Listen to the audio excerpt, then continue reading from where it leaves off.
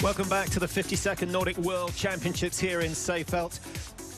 The only thing to better Norway's record of 6 out of 7 golds is the weather. 7 out of 8 days have been blazing sunshine. Today, it's the men's 15K, the blue-ribboned event. This is the one the stars want, and to be a great, you need this on your list of honours. Well, we'll start it off in the studio. Carsten and Devon are ready with the news, the course description, and the predictions.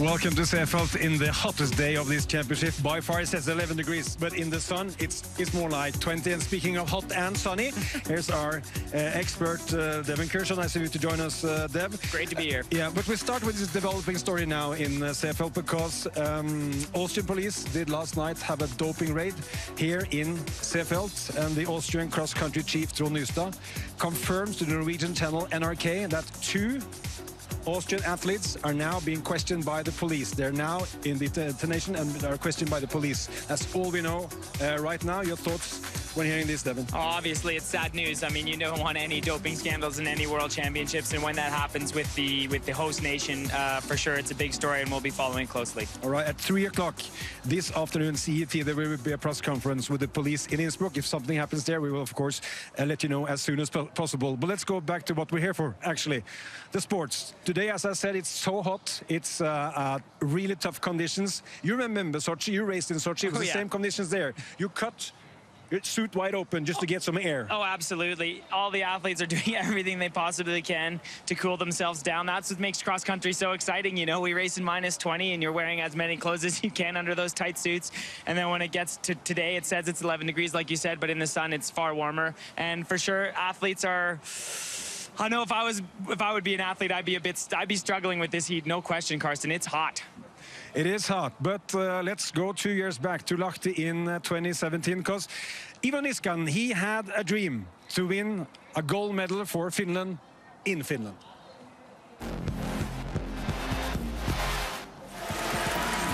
Well, that is exactly the way it turned out for Niskanen. Although he was behind at 1.5k, down in 4th position, by the time he went through 5k, he had a 10-second margin. At 10k, that had grown to 25. Martin Jonsrud-Sundby, one of the favourites for the event, just couldn't believe what the Finn was doing. But when you race at home, sometimes you're inspired. And that is the way it was for Ivo Niskanen back in 2017. He crossed the line well ahead of Besmertnik, the early leader. He knew there were some big names behind him, but he also knew that he'd left them trailing in his wake. Niskanen in front of a passionate crowd in the Lahti Stadium, coming home in a time of 36:44, one of the best 15-kilometre classic performances we've ever seen.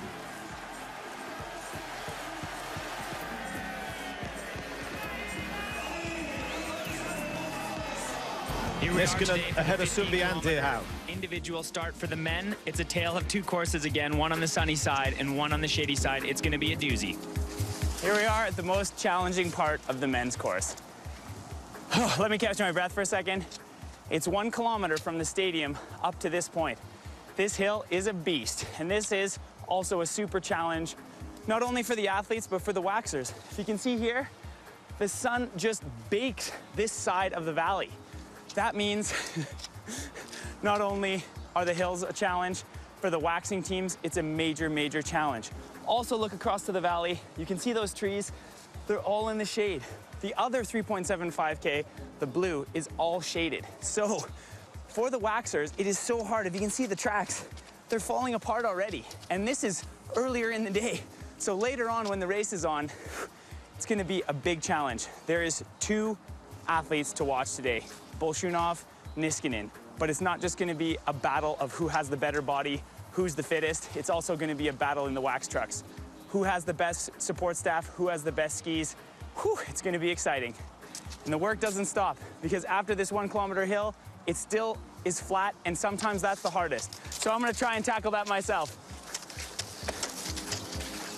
As this loop continues here, this side of the valley is the more challenging side, much longer hills. You come screaming down the hill into the stadium and then out on the blue 7.5. That's what we saw the women do yesterday in their individual start. Was 5K.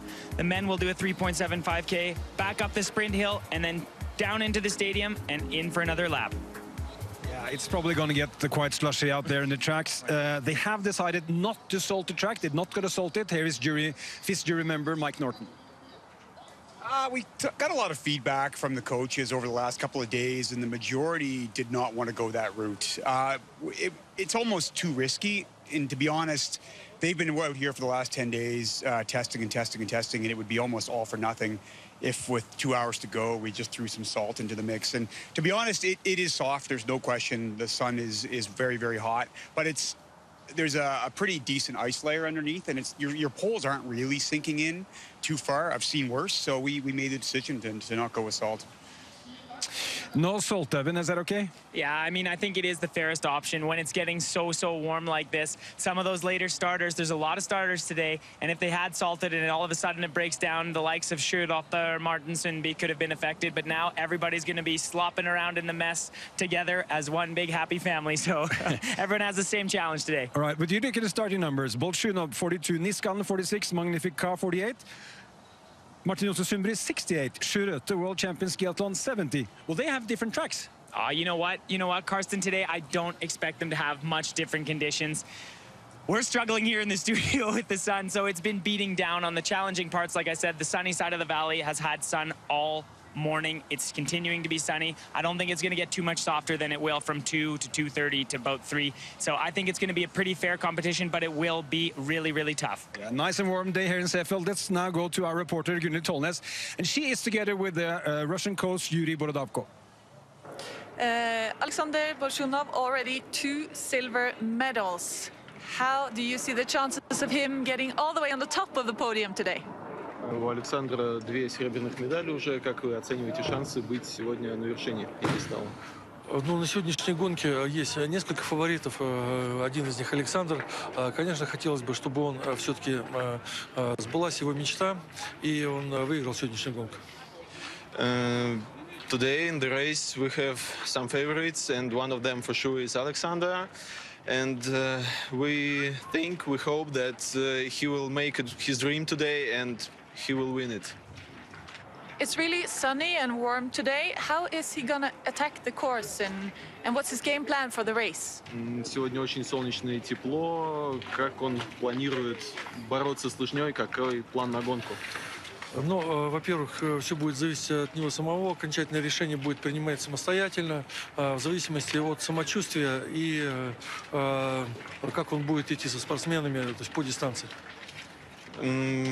Anyway, final decision will be made by himself in according with his feelings with the skis, and how will it be during the intermediate times in comparison with other athletes on the distance.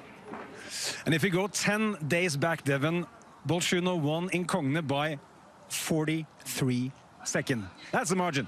That's a margin. Oh, that is an immense margin. And to win by a shade under 44 seconds, like you said, in a 15K individual, that is a beatdown of epic proportions. He was by far the strongest 10 days ago. We'll have to see what he does today. It's a totally different day. In Konya, very hard tracks, very hard, compact snow, and today it'll be anything but, so we'll have to see. After hearing Yuri Borodavko, what are your thoughts after hearing him? Yeah, I mean, of course, Yuri has to be confident. I mean, Bolsjunov crushed the competition in Konya. He's come here. He has 2 silver medals already. He's been skiing really, really well. He's strong. I mean, you gotta tip him as one of the favorites, no question. I didn't learn too much from what Yuri said. Of course, everyone's trying to keep it close to their vests, especially in the individual competitions and especially here with these conditions. And the 15K, it's so hard to win. And if you win it, you're probably not going to defend the title. Here's maybe something you didn't know about cross country.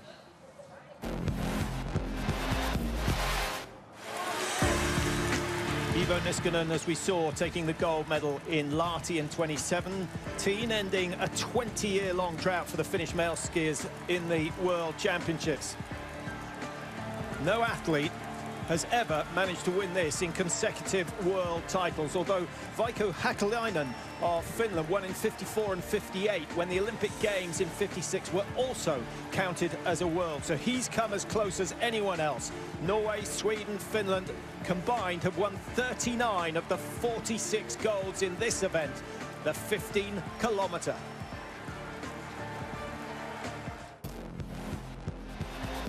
Will Ivo Niskanen manage to break the curse of the 15K? He won in Lahti, is one of the favorites today. When we come back, we're going to see Devon's podium. You had 2 out of 3 yesterday. Let's see you have 3 out of 3 now. We'll be right back.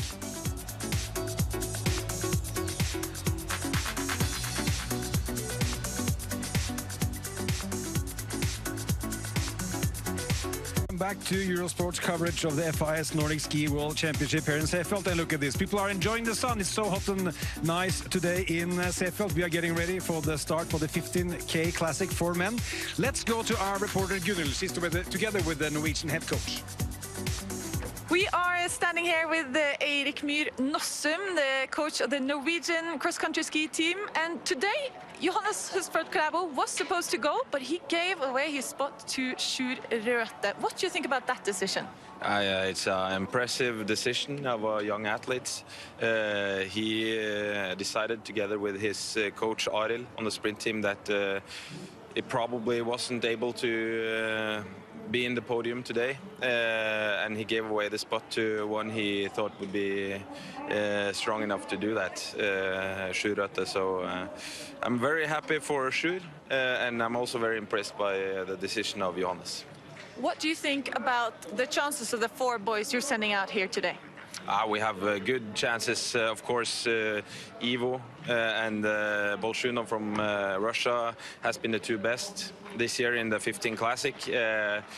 We have also been quite good this year, but I think I have 4 guys who are ready for a big and tough battle out here in the sun and tough conditions, and we'll try to go for the podium, of course. As you say, it's really tough conditions here today because it's really hot. How do you attack the race? Does that change anything? No, of course the waxers have been working their asses off to so we can have the best skis possible. It's difficult, of course, but the athletes, they are used to this. They have the same approach, even if it's freezing cold or warm. Probably we will have some feeding stations, giving them some drink during the 15 Classic, which is not very common, but we'll do that today. But other than that, nothing we'll think about. Okay, we'll see how the Norwegian skiers will do today, Karsten. Thank you so much, Gunhild. Well, it helps to have the biggest waxing truck, but you still have to work. You heard Myhr Nossum. Oh yeah, those guys in the Norwegian truck are amazing in their ability to just crush the work, and I think if I was a Norwegian athlete today, I would feel pretty confident that the boys in the big red truck will give them the equipment they need to succeed. But kind of unusual day because the Norwegians are not the favorites. They used to be the favorites on every event here in Seefeld. Yeah, no, absolutely. I mean, the Norwegians are absolutely not the favorites to win the gold medal today. We've seen it this year and over the last few years, actually, with the Finn Ivo Niskanen. The 15K Classic really suits him. It's his favorite event. And Alexander Bolshunov this year has really, really made a mockery of a lot of 15K Classics. He's been so good. But Sjur Røthe was not supposed to go this race. Johannes Husfeldt Klæbo, the double 2 times world champion, he said, okay, take my place.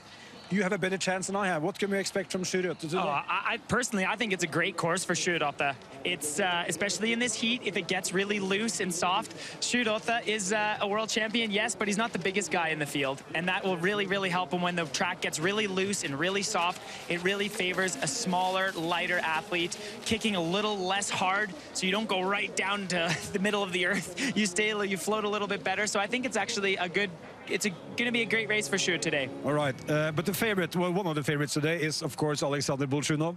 And as Devon now will show you, when the Russian set the pace, it's hard to follow.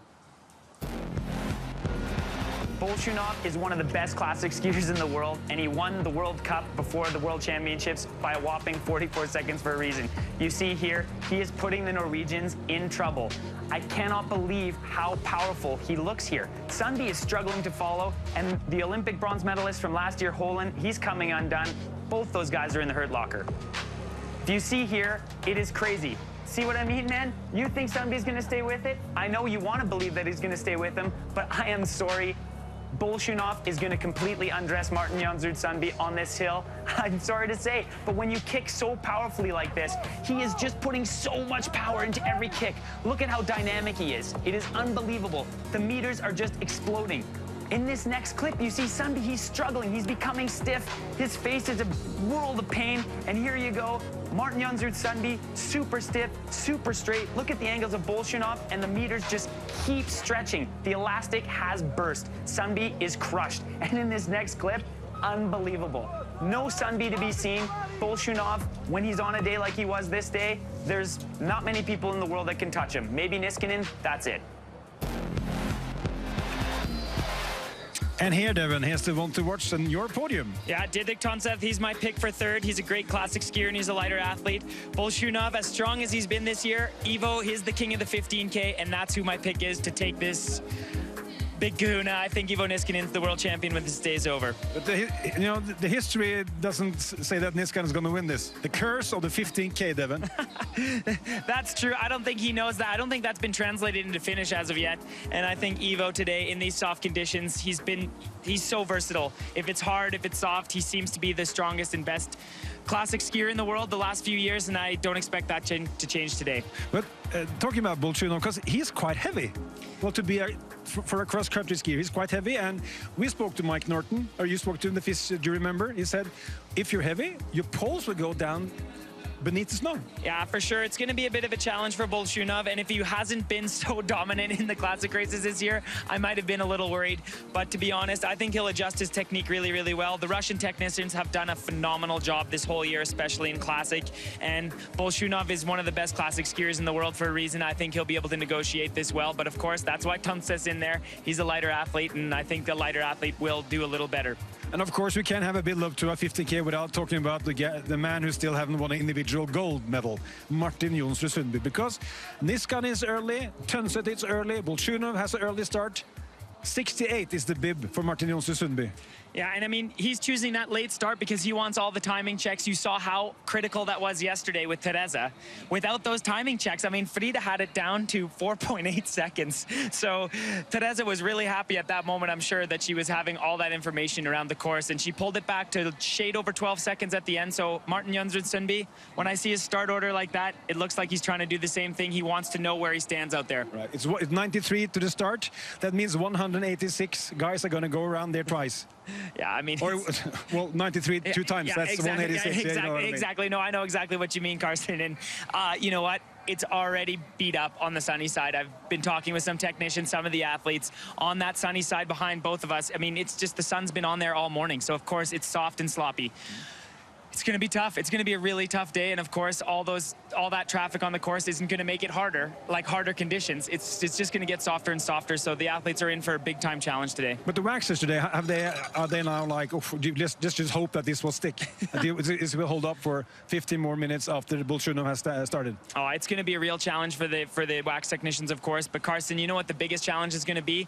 On the one side of the course, the sunny side, it's just been baked in the sun all day long, and on the other side in the trees, it's in the shade. So if you want fast skis in the shade, you need some grip that's a little faster, a little colder wax. And if you want to get up the big hills on the red course, you need a really, really sticky wax. So you know what? Athletes and wax technicians are going to have to be working in tandem to come up with a strategy. Where do you want the best skis? Because I don't think you'll have the best skis everywhere on the course today. As yesterday and the day before that, a lot of Norwegian flags here in the Seefeld. Also some Finnish flags and some Swedish flag, but Devin thinks Ivo Niskanen is going to be world champion yet again. If you're right, the Finnish coach, Devin, Timo Passon will be a very happy guy. Let's listen to him. Amongst all the men competing in the 15K today, Ivo Niskanen might just be the biggest favorite. And Teemu Passonen, coach of the Finnish cross-country ski team, do you think we'll see Finland at the top of the podium today? Yes, I believe that Ivo is the good candidate for the podium today. How is he feeling this morning? Is he nervous or feeling the pressure with the big expectations? The normal situation after the big competition. I think that Ivo has used to this big competition and he's really good when it's like this. How is your game plan today? How do you plan to attack the course? Ivo has a very good starting position, 2 minutes behind the Bolsonov, who is maybe the main rival for his race today, and he get the good lap times, and I think that it's a good place to ski. Okay, best of luck to Finland, and we'll see, Karsten, maybe Finland will be at the top of the podium today.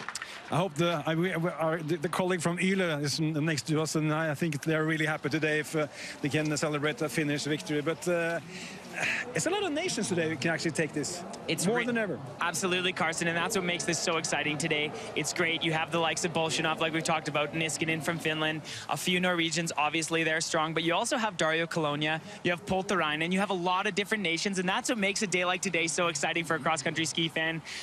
If you're not Norwegian, maybe you can get a little bored of just the Norwegian ski dominance, and I don't think it'll happen like that today, although you never know. Those guys in the truck do such a phenomenal job for Norway, but we'll have to wait. Okay, but you said Dario Colonia, start number 56 today, right in the middle there. Yeah, he hasn't shown a whole lot, and these conditions might not favor him all that much, but we've seen him time and time again at these big championships have a surprising race. Personally, I think his surprising race will come later in the week in the 50K, but anytime the Olympic champion and world champion takes the start, he's dangerous. Yeah, we saw the Swiss athlete there getting ready for this the race. All right, number 1, Ivo Niskanen, number 2, Alexander Bolshunov, number 3, Didrik Tønseth. That's your prediction. That's my picks. We'll be right back with the 15K Classic here from Seefeld.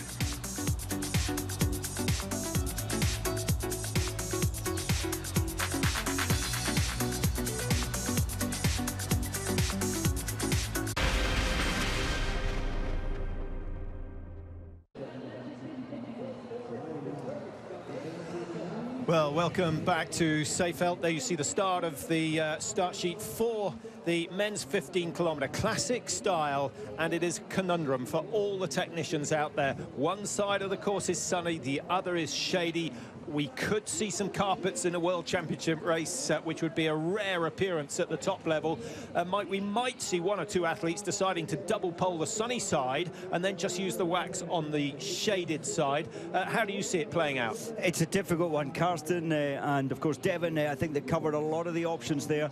I can't see in these conditions that double poling would be a good option. It's such a slow rate. The snow is so wet at 12 degrees now, and in places much hotter. So the friction, the speed of the skis is going to be so slow, difficult to get by with just double poling. So the wax has to be an option. I was out for 2 hours this morning, and as it got warmer and warmer, I was amazed. You're going from the shaded sections into the sunny sections. In the shaded, you're gliding very fast, and then you nearly fall over your skis as you go into the incredibly slushy, wet snow. That's an issue as well, so it just highlights the difficulty in the technicians getting the best balance of wax. Well, I went for quality rather than quantity this morning, stuck to the traditional hour, and I went out exactly the same time as yesterday and did a little loop, and I can tell you it was 5 seconds slower, working 50% harder, and it just made me realise that actually bring the race forward an hour has helped, but they needed to bring it forward 2 hours to make any difference, and I think it's going to be a major problem. Now, Mike, we'll have a look at the course in a moment, but this is the big one. This is, you know, traditionally, and way back when, this was really the only race apart from the relays. And if you look, you know, if I asked you to name a big star from the 70s, yeah, I would go Oliver Braw, the Norwegian, over this distance. He's won this one. What about the 80s? 80s, certainly the standout name, Gundersvan, for me. He's won it. 90s? Björn Dæhlie. He's won it. And then you go into the noughties, and of course we're on to Northug. He's won it as well. All the big names are on that honours list. And Niskanen really is a classic skier. He joins them. So he's not as good at all-round, certainly, as Northug and Dæhlie were, but he is a fabulous classic skier, and of course ripped the field apart in Lahti 2 years ago. No one's won it in successive World Championships if you apply that rule where the Olympics used to be called a World Championships as well, then Niskanen could be the first man to achieve that. He's certainly looking good. He is light, he's got the tempo. We saw how good he was the other day. He's a man on form. Nice shot of the mascot as we come around to Snorri Eitor Einarsson of Iceland, who's we've seen on the World Cup Tour a lot this year, done pretty well. And Iceland with Albert Jonsson racing as well.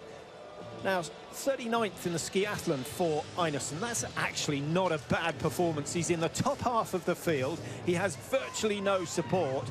We saw him produce a top 40 in Konya. I know there were some big names missing, but again, a good effort. And it would be nice to see him record a good time. He's got the best position, Mike, starting first. He couldn't wish for a better position. Einarsson, the tracks right now, yes, they've been skied on through testing waxes. He's very good. And 30th, I should say, in the 15 kilometre in Val di Fiemme in the Tour de Ski. This man is good. So Iceland's chance. It is mighty windy over there in Iceland, so getting the training in is pretty difficult. Just like, you know, the Greenland biathletes and skiers, they tend to drift towards Norway to do most of their training. And look at this, they certainly do. Lovely lean forward there, huge force going down through the ski poles. Einarsson has got the run out there, certainly for the first 7.5 kilometres. Yeah, it'd be in nice good to conditions. see that double poling in slow motion. I think some coaches would say the hip's going a little bit too far forward, which forces the shoulders back. You don't really want that. Radio Rankel now for Estonia. 29 comes from Voru, and the Estonians with a good record in this event. Virpalu, of course, a one-time winner of the 50k. Where was that?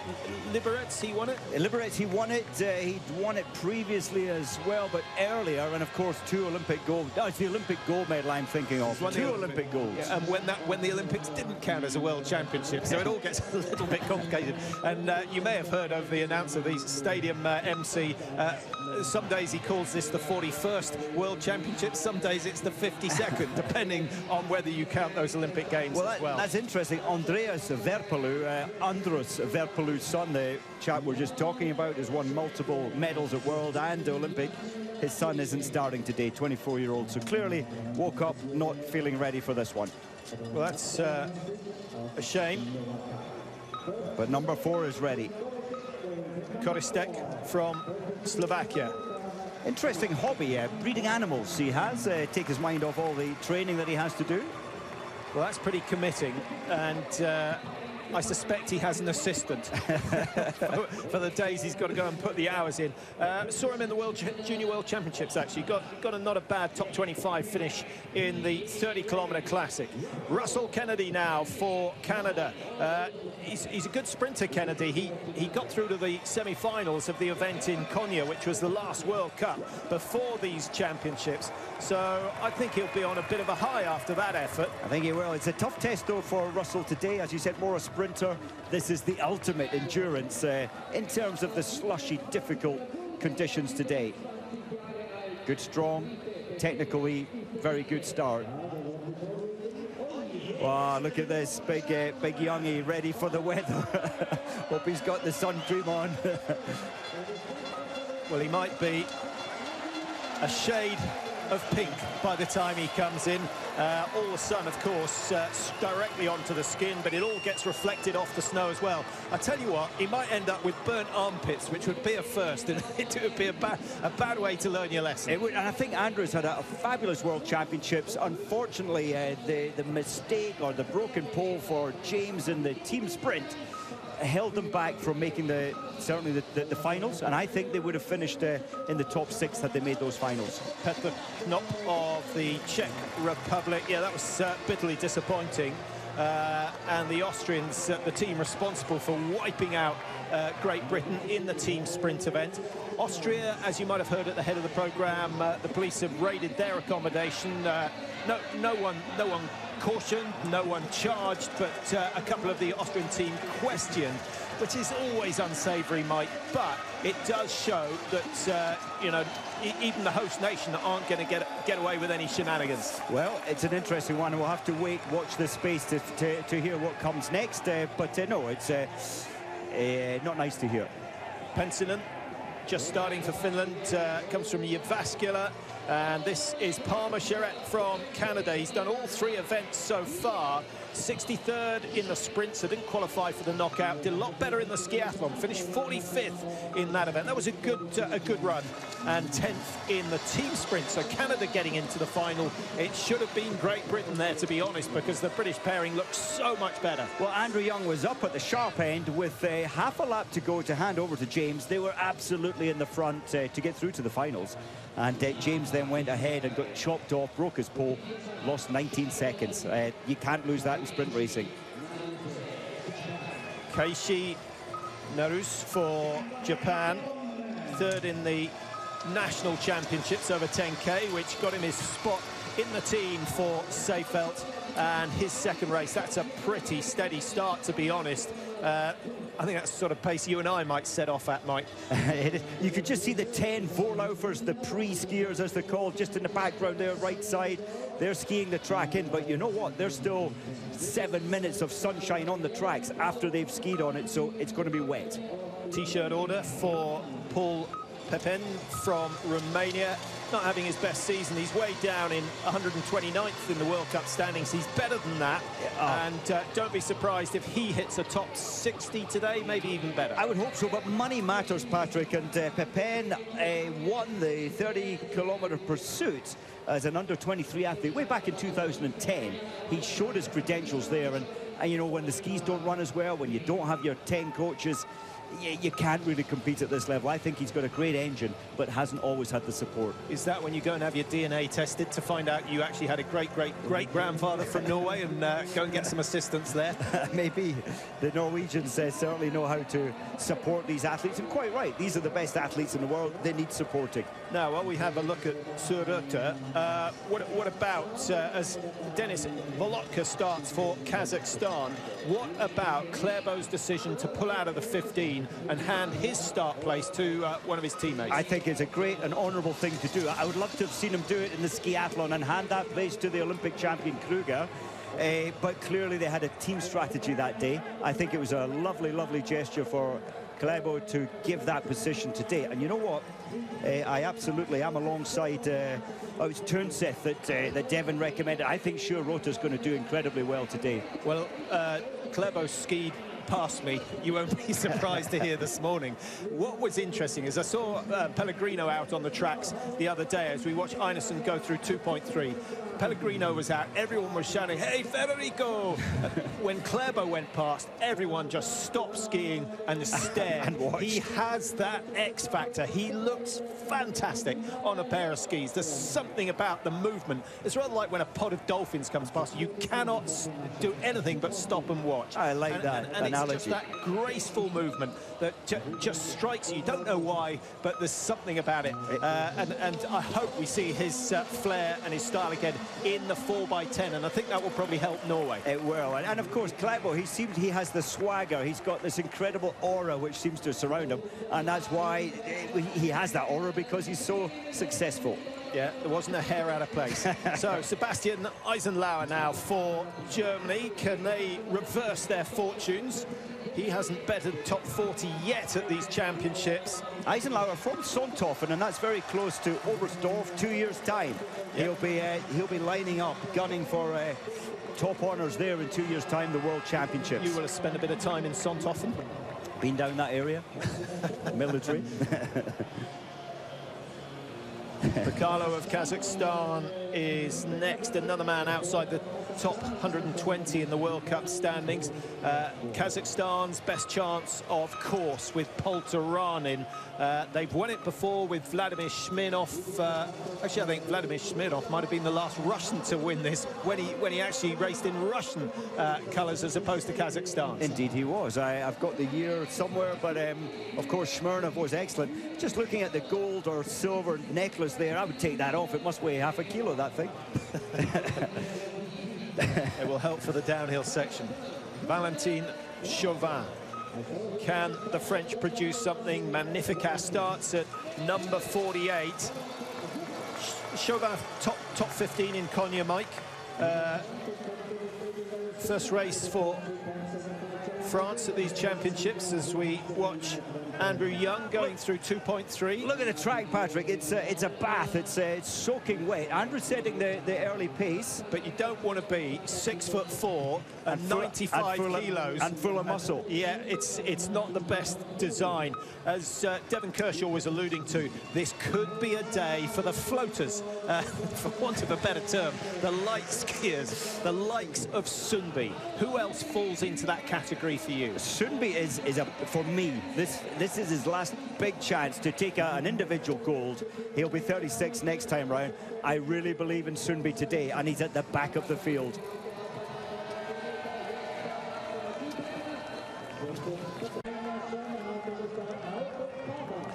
Welcome back to Seefeld. Guess what? The sun just keeps on beating down on the snow here. It hasn't done any visible damage from a distance, but when you look at the tracks close up, you can see how it's turned from a nice firm piste into a bowl of porridge. It's so hard, probably doubles the effort that the athletes are going to have to put on, particularly on the uphill sections. How tricky are the fast downhills on the red side of the course going to be, Mike? The problem is when you're going from this slush, the incredibly slow conditions into shade, straight away you pick the pace just automatically picks up, and then you have to be prepared to catch your balance when you go into the slow stuff again. Andrew Young's had a great start. Yeah, we better big him up while he stays at the top. 6:40 for the first split at 2.3k, and he looked pretty fresh, but as we've told you more than once, he is a big man. Not only has he got a huge surface area to soak up the sunshine and give him heat problems, he's also probably weighs in 10-15 kilos more than the average athlete here. The general size, Mike, 5'8" to 5'10". I know they look big on the skis, but they're not huge. When you meet Sundby, when you meet Klæbo, they're much smaller than you think. Yeah, no, I used to think that Klæbo was 6'3" and you know, 80 kilos. He's not. He must be 5'10", 11, and lightweight, absolute lightweight. You need to, endurance athletes. And the climb today, Patrick, the total climb is only 526 meters. Just a small comparison over the last 6 major championships. It's the least climbing, so it's an easier track, but then you put these wet conditions, and it really does spike it up to a very difficult track. Yeah, having said cross country doesn't suit the big men, the man awarding the prizes yesterday was a monster, and he probably has got the biggest cheer of the championship so far as we watch Vitali Pukalo just digging his way up the hill. And it was, of course, Juha Mito of Finland, who we saw in Lahti 2 years ago. Great to see him down here. So a lot of the big stars from old have made an appearance. Gunde Svan. I haven't seen Thomas. I haven't seen Vasberg. I have seen Torgny Morgren. So I think the sunshine attracting the big names. All the big names. Good to see them. Annette Boer, who took the women's 10-kilometer freestyle as well, 10K classic, but it was the first ever time. Skating really was the World Championships was here in 1985, and I remember that day well. Yeah, what a contrast. Absolutely. I was just going to say, if any of you are starting to learn how to cross-country ski and you're struggling with the skating, just YouTube the 4x5 women's relay from 1985. Pukalo going down. It's astonishing, Mike. Firstly, that they narrowed the tracks to try and stop people skating, but the conditions of the track weren't much better than this. And they were, as you say, they were so narrow, we hardly had room you could hardly skate out, and of course your 2.5 skis.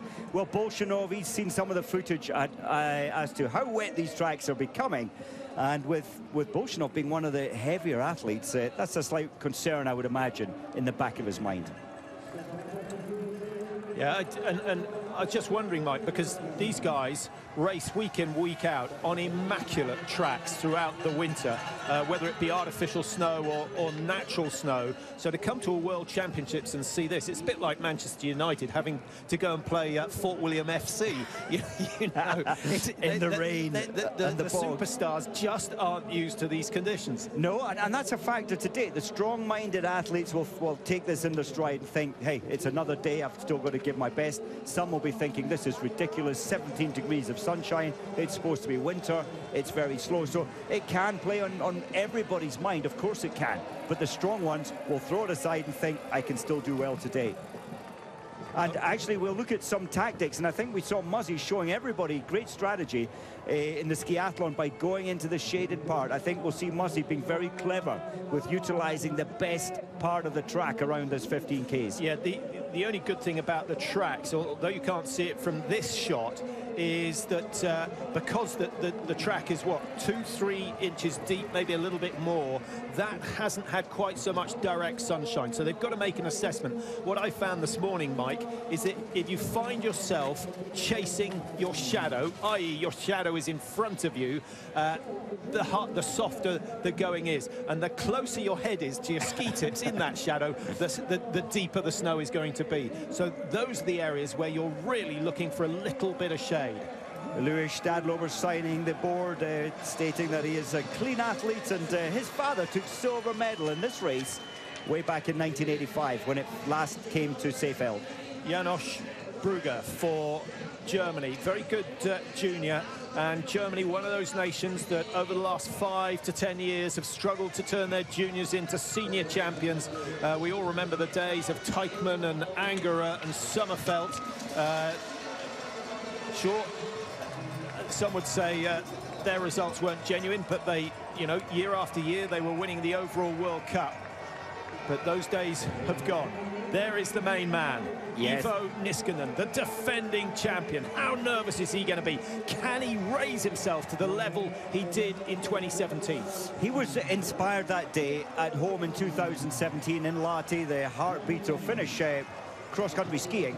He's got the mentality, and I love the way the Finnish coach plays it, or the Finnish people in general play it down. He's very modest, he's very quiet, but he can fight like heck. I think he's got a great chance of doing the same again today.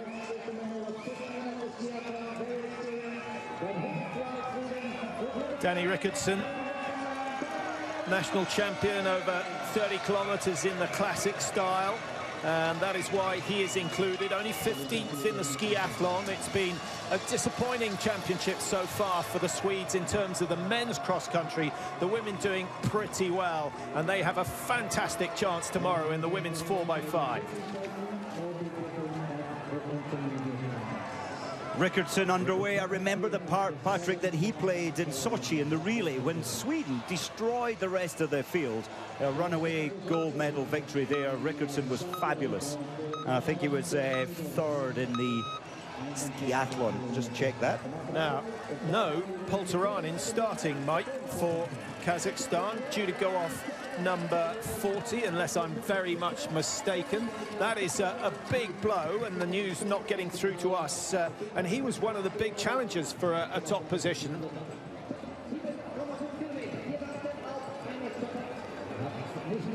Yes, correct. He hasn't started. That is a big blow, Polterainen. He hasn't really been in form here. Just going back, Rickardson, I said skiathlon, he took the bronze medal at Sochi. It was actually this race, the 15-kilometre.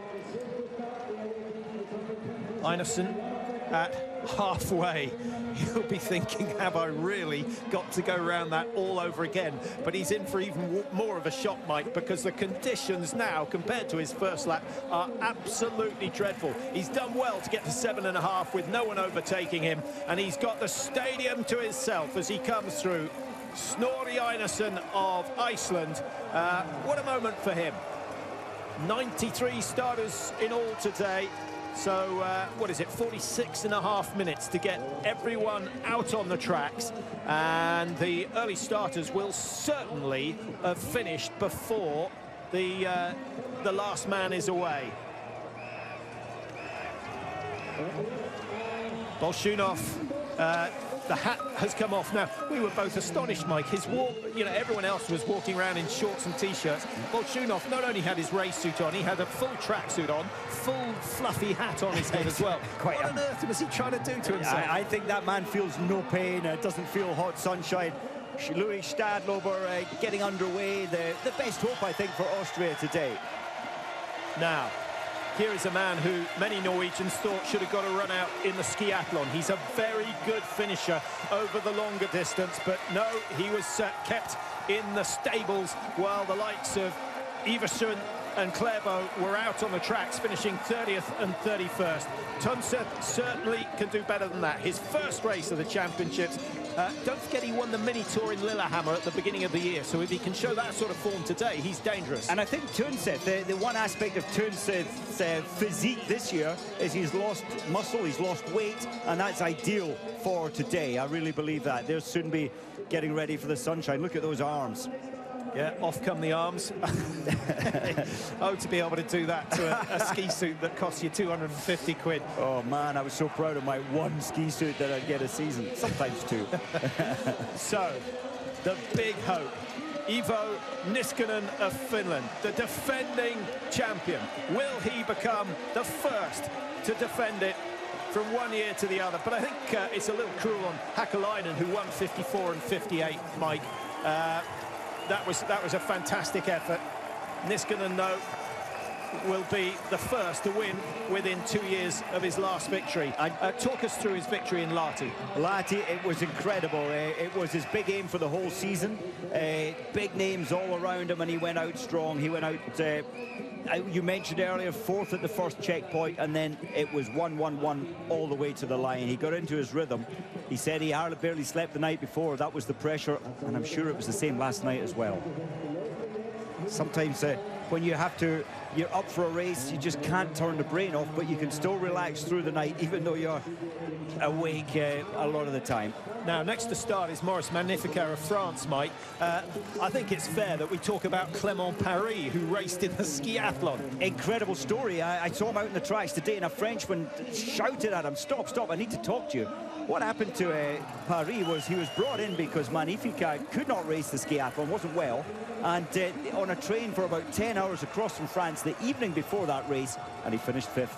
Incredible story. I thought that he might get a race out again today, but he was out skiing this morning. Well, there is a name for that sort of performance. A psychologist will certainly tell you what it is. It's, can't remember it. We'll remember it by the end of the program. But where you're thrown into a situation, an unexpected situation, you've got no pressure, and you produce a miracle and your performance. Body is just full of adrenaline. I remember Thomas Vasberg on a way to a race in Sweden had a car crash some 2-3 kilometers short. They couldn't get the car out of the ditch, so he just picked up his skis, ran to the start, got there 30 seconds before the start, and destroyed everybody. Yes, he was a class act anyway, but in those circumstances, you would have expected the reverse to happen. And as another giant Swede starts, and that's not great being a giant today, Halvarsson. It's not been a good championships for Halvarsson. He's not looked happy. In fact, he's not one of those athletes who you remember performing at the majors. No, and he'll absolutely know that Gunde Svan won 2 gold medals here in 1985, the last time the world champs came here. There's history. For the Norwegians, there's history. For the Swedes, there's big history. And the Finns. Harkonnen took this title in 1985. Yeah, worth reminding that 85 was the first skating world championships. It had only just been introduced. 1 or 2 athletes had sussed it before the others. Gunde Svan, he turns up, not with 2 ski poles, but one that was about 3.5 meters long. And he punted himself along the tracks. And of course, the old Birkebeiners, or the old hunters in Norway, used to use one great big pole to cover the ice surface when they were hunting, and everybody thought, hang on, is this a new mode of technique which maybe just use one big ski pole? It was, of course, a gimmick, but it got all the athletes and all the press talking. Now, Emil Iversen, who of course has a gold medal from the team sprint. My goodness, he was happy with that, and in fact, relieved is probably a better word, Mike, because of the disaster he had in the World Championships. He's got to impress the king today, and there's been a lot of royalty around. Emil Iversen, 27. He's got a big fan club here. They've spaced themselves on the very final climb. They'll be hoping that they're going to cheer him on to another medal here in the 15K. Just looking at the half distance, Andrew Young at the moment is in 2nd place behind Pensinen. That's good news for the British team. Talk about the British team. Andrew Musgrave is going to be the next out of the starting block. Now, we bumped into his parents yesterday. Hilary, his mum, saying he was exhausted after the skiathlon. I asked Frank, his dad, whether Muzzy was happy. He said, what do you think? He didn't win. He went out to win that one. He's not an also-ran anymore. He's definitely not. I know nobody has mentioned Muzzy today as a real contender, but I honestly believe that in these conditions, this is Muzzy's cup of tea. This is tough conditions. Give him toughness. He will rise to that challenge. I honestly think he's got a chance of a podium today. Cats of Germany through the halfway mark with a new leading time. How is Bolshunov getting on for Russia? He's one of the top seeds. It's not a massive lead, even if he has a lead at all. He goes through. What's he got to play with? 9.2 seconds over Schneider. And Bolshunov is one of the early big names. Well, it was his choice. He had options to go at the back of the field or go to the front. He chose the absolute front of the seeded group. 14 minutes separates Bolshunov to the last of the seeded group, and I think that's a great decision to go first. Now here is the man who has won the last 3 15 kilometers at the Olympics, Dari Kolonia. Classic freestyle, it matters not. He is capable of winning over this distance. We haven't seen vintage Kolonia so far at these championships. Maybe today is the day that he'll show his colours. Tunseth up to 2.3, looks light on his feet, looking for the shade, as all the athletes are. And that early lead of Bolshunov, is it under threat? He's not going to be far away, Mike. That's a good start. It's probably a couple of seconds outside. It's a great start. Extreme focus on his face. He's only focused on the news of Bolshunov, the athlete 1 minute ahead of him. We still have 5 seeds to start here in Seefeld.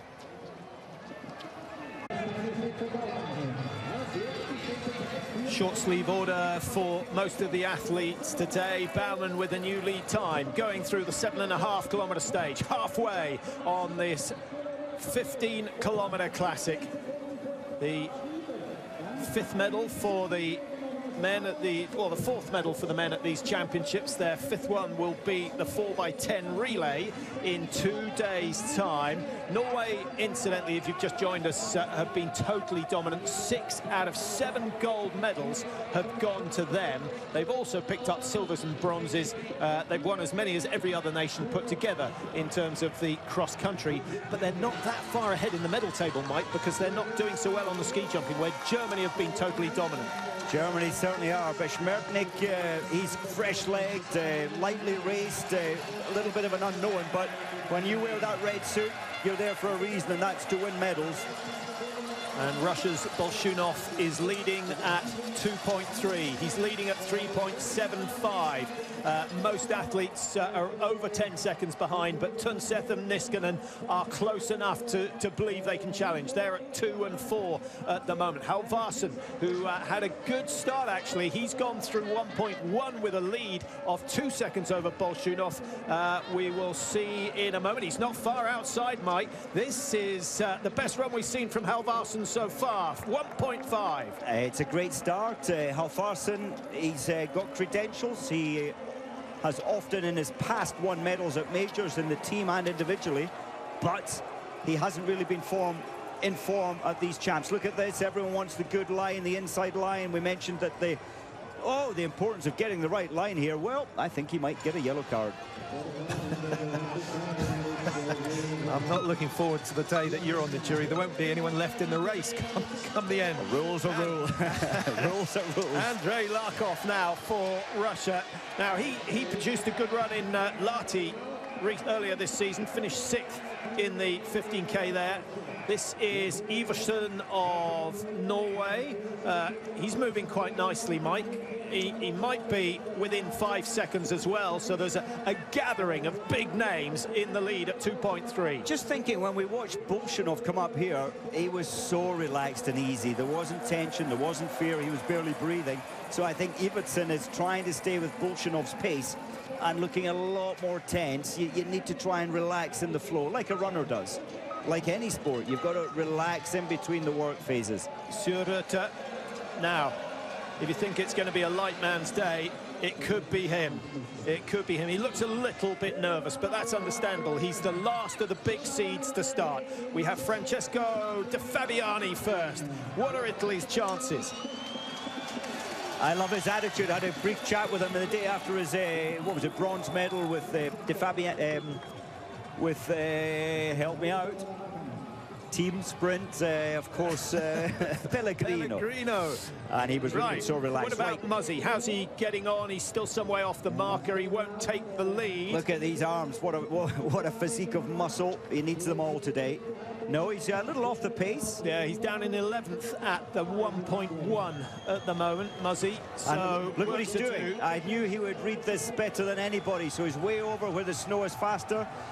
Using arm power up this section, but 13, a little worrying start, to be honest. 9 seconds down. Remember, he stuck the pace on the first half of the skiathlon. 68, the penultimate starter. Martin Jonsrud-Sundby, the hat is off. That's a rare sight. Now, is this going to be the moment he can finally take a major title? He's got 2 golds, 3 silvers, 2 bronzes at World Championship level. None of the golds came from an individual event. The 3 silvers and the 2 bronzes were in skiathlons and 15Ks.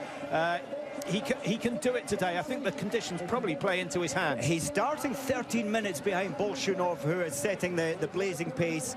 That's a slight disadvantage for me for Sundby. I'm amazed it was his choice to take the back of the field, but he wanted that choice. He wanted to be at the back of the field to be given all the timings on everybody ahead of him. So I honestly believe in Sundby today, and I think he has a chance of getting the gold medal that has eluded him for so long. And the last of the men with a real chance of taking a medal at the 15-kilometer classic.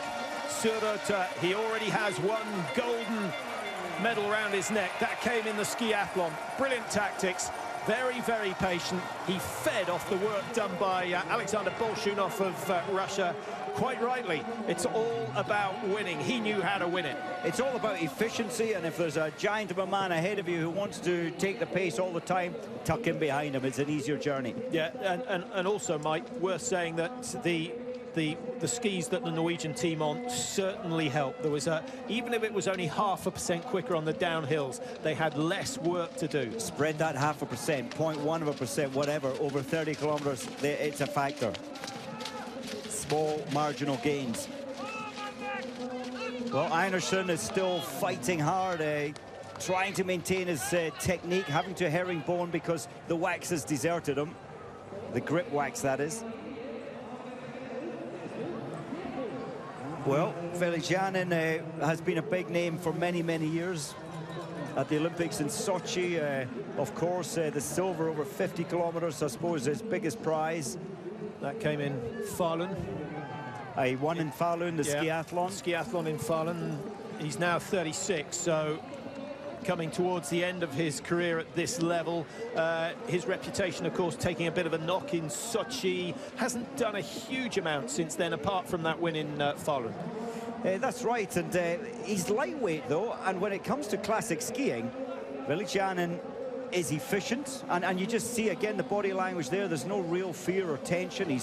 He's flowing very nicely there, and that's a good time. He's in the mix. He's in the mix. We're expecting Bolshunov to be down towards the halfway point before too long. He started number 42. He'll certainly have taken a couple of minutes out of Lucas Bergel, who's coming through now. 19.3 outside. Schneider still the pace setter at 7.5.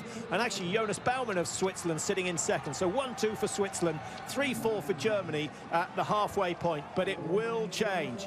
Besmertnik, is he going to get in the mix in the top positions? He's looking pretty good. He's going a lot of herringbone, but he's still pretty light on his feet. Yes, he was reading the terrain well there, going into what he thought was better snow conditions. And again, the efficiency, the red suits of Russia, you always look at how efficient their movements are. They're pushed very hard as youngsters, and they learn this technique in a very efficient way. 2.1 outside. So going through the 2.3, Bolshunov, Halvarsen, Besmertnik, Tunsev, Iversen, the top 5, Russia and Norway and Sweden in there as usual. Andrew Young with the fastest time at 12.5. He's had a cracking run. He's excellent shape, excellent form, and I do feel for them in that team sprint, because barring that wipeout, they could certainly have been in the final. They would have been in the final. Pensinen puts Young's performance into the shade a little with a margin of 28 seconds and 64. That is Andrei Larkov of Russia. Oh, the track, look at it. It's just splashing everywhere. It's certainly a lot more difficult than we saw Einarsson take the lead. Well, bib number one. It was a lot kinder for the athletes back then at the start of the race. I'm trying to think of occasions where the conditions have determined the outcome. One of the, probably the fastest biathlete ever, Lars Berger, took the 15-kilometer title in Sapporo, just as the snow started about 10 minutes after he finished. It was incredible. He was caught there was two. It was incredible weather. It was like the gods had thrown some strange stuff at all the athletes, and he escaped the worst of this dry, powdery snowfall, and their skis were prepared for other conditions. It was weird. Yeah, it happened again in Vancouver in the biathlon with Vincent Jay getting a win because he had an early start. The snow just completely changed as we watch Bolshunov coming up towards 7.5. He's got another 30 seconds or so before he drops down and goes through the timing one, so he should have a lead of at least 30 seconds over Schneider of Switzerland. Can you believe how easy Bolshunov makes this look? Just easily round the bend. He's not stressing at all. He must be cooking in that suit because it's 16 degrees now in the stadium. He's quite a character, actually, Mike. I remember in Lahti, where he was still searching for his first World Cup win. Polteranin produced the quickest time, and Bolshunov missed it by a couple of seconds and tried to shove him out of the leader's chair. And when Polteranin wouldn't move, he just sat on his knee. That's how desperate he was to get a win. He did get a win at the end of the season in Falun. He could get his first major title, individual gold here today. Bolshunov with a lead of 35 seconds.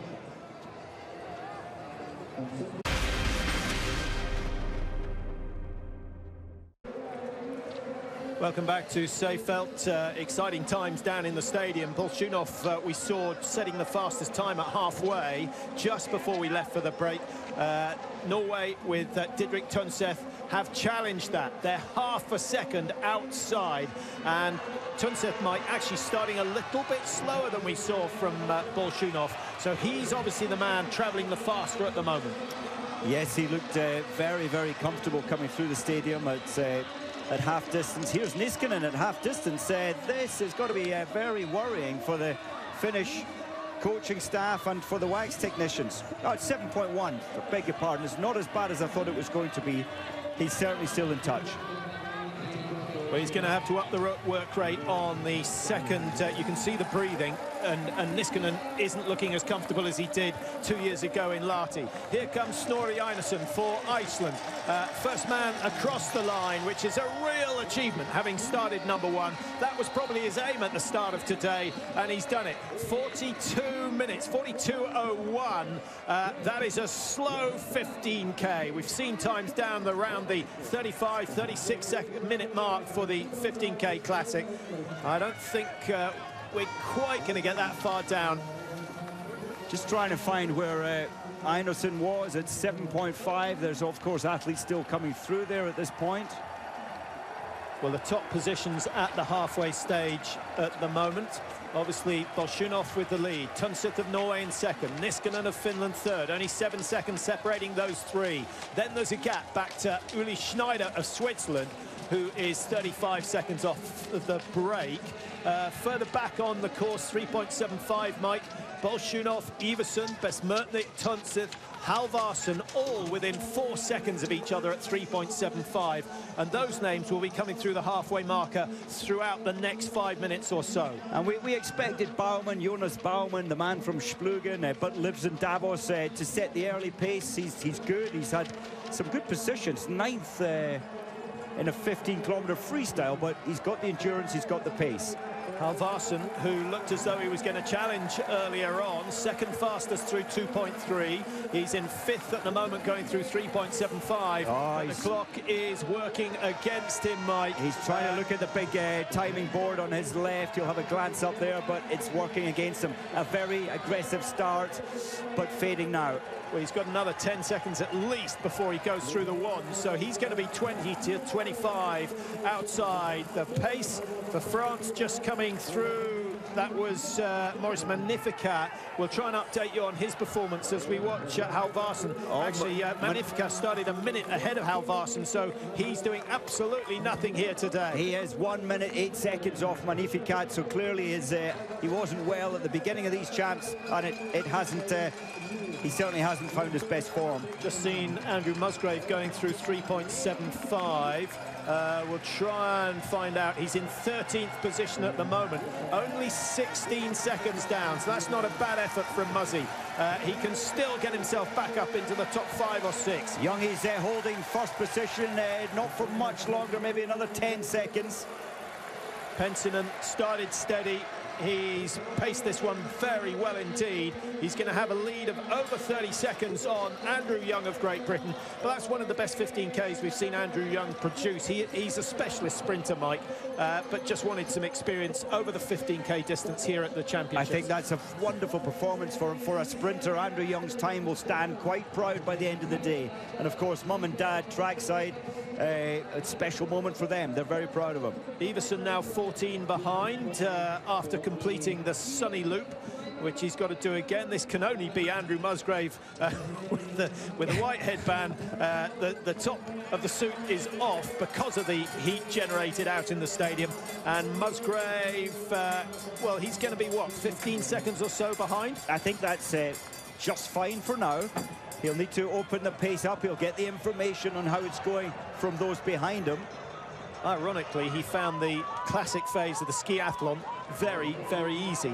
And then his skis for the freestyle, they were good, but they weren't as good as the Norwegians. And he said it was just so depressing, losing ground on the downhills, having to make it up on the uphill. And eventually, Mike, when you're racing over 30K, you know, there's only one winner, and it's the skis. It is, and that was so frustrating for Andrew in that skiathlon. And I think he's searching for faster snow there. I'm hoping that the glide factor on those skis are equal to the best today. He needs it, and he deserves it. Dario Colonia started 56, and it's roughly 25 seconds from the top of that hill back down into the stadium. So Colonia could be reasonably close, and he was 8.4 seconds off the lead when we last saw him at 3.75.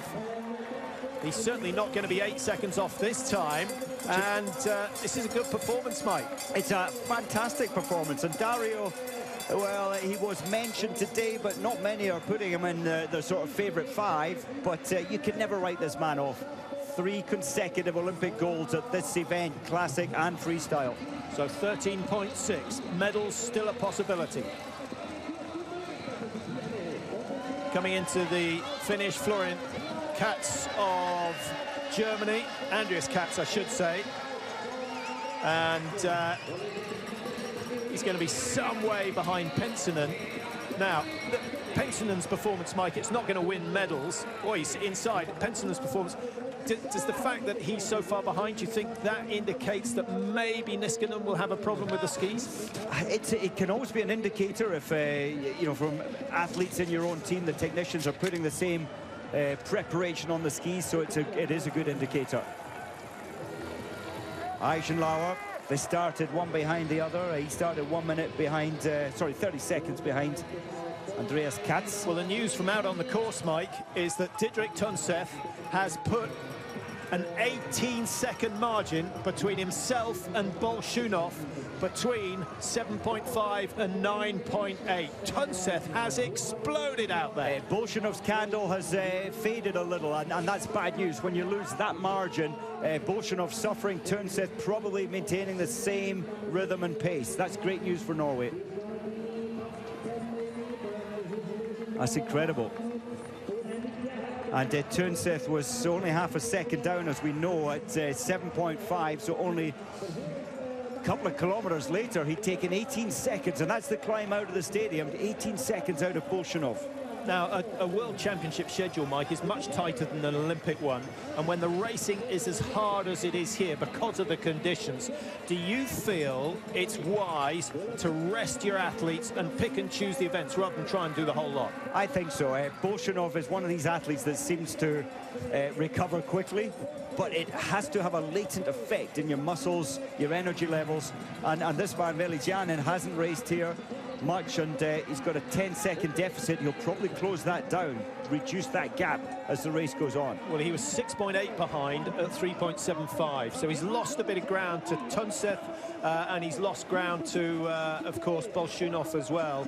Tunseth was only third at 3.75, so he really took the first lap, the red lap, very, very steady.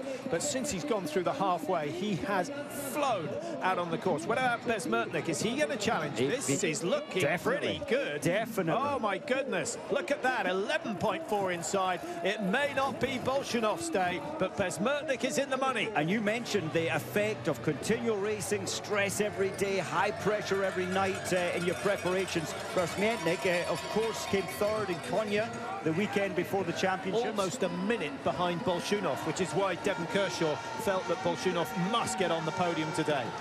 It looks like the pace is dropping off, and of course we're going to have Sunbi coming through fairly soon, and of course his teammate as well. We mustn't forget Shul Rota.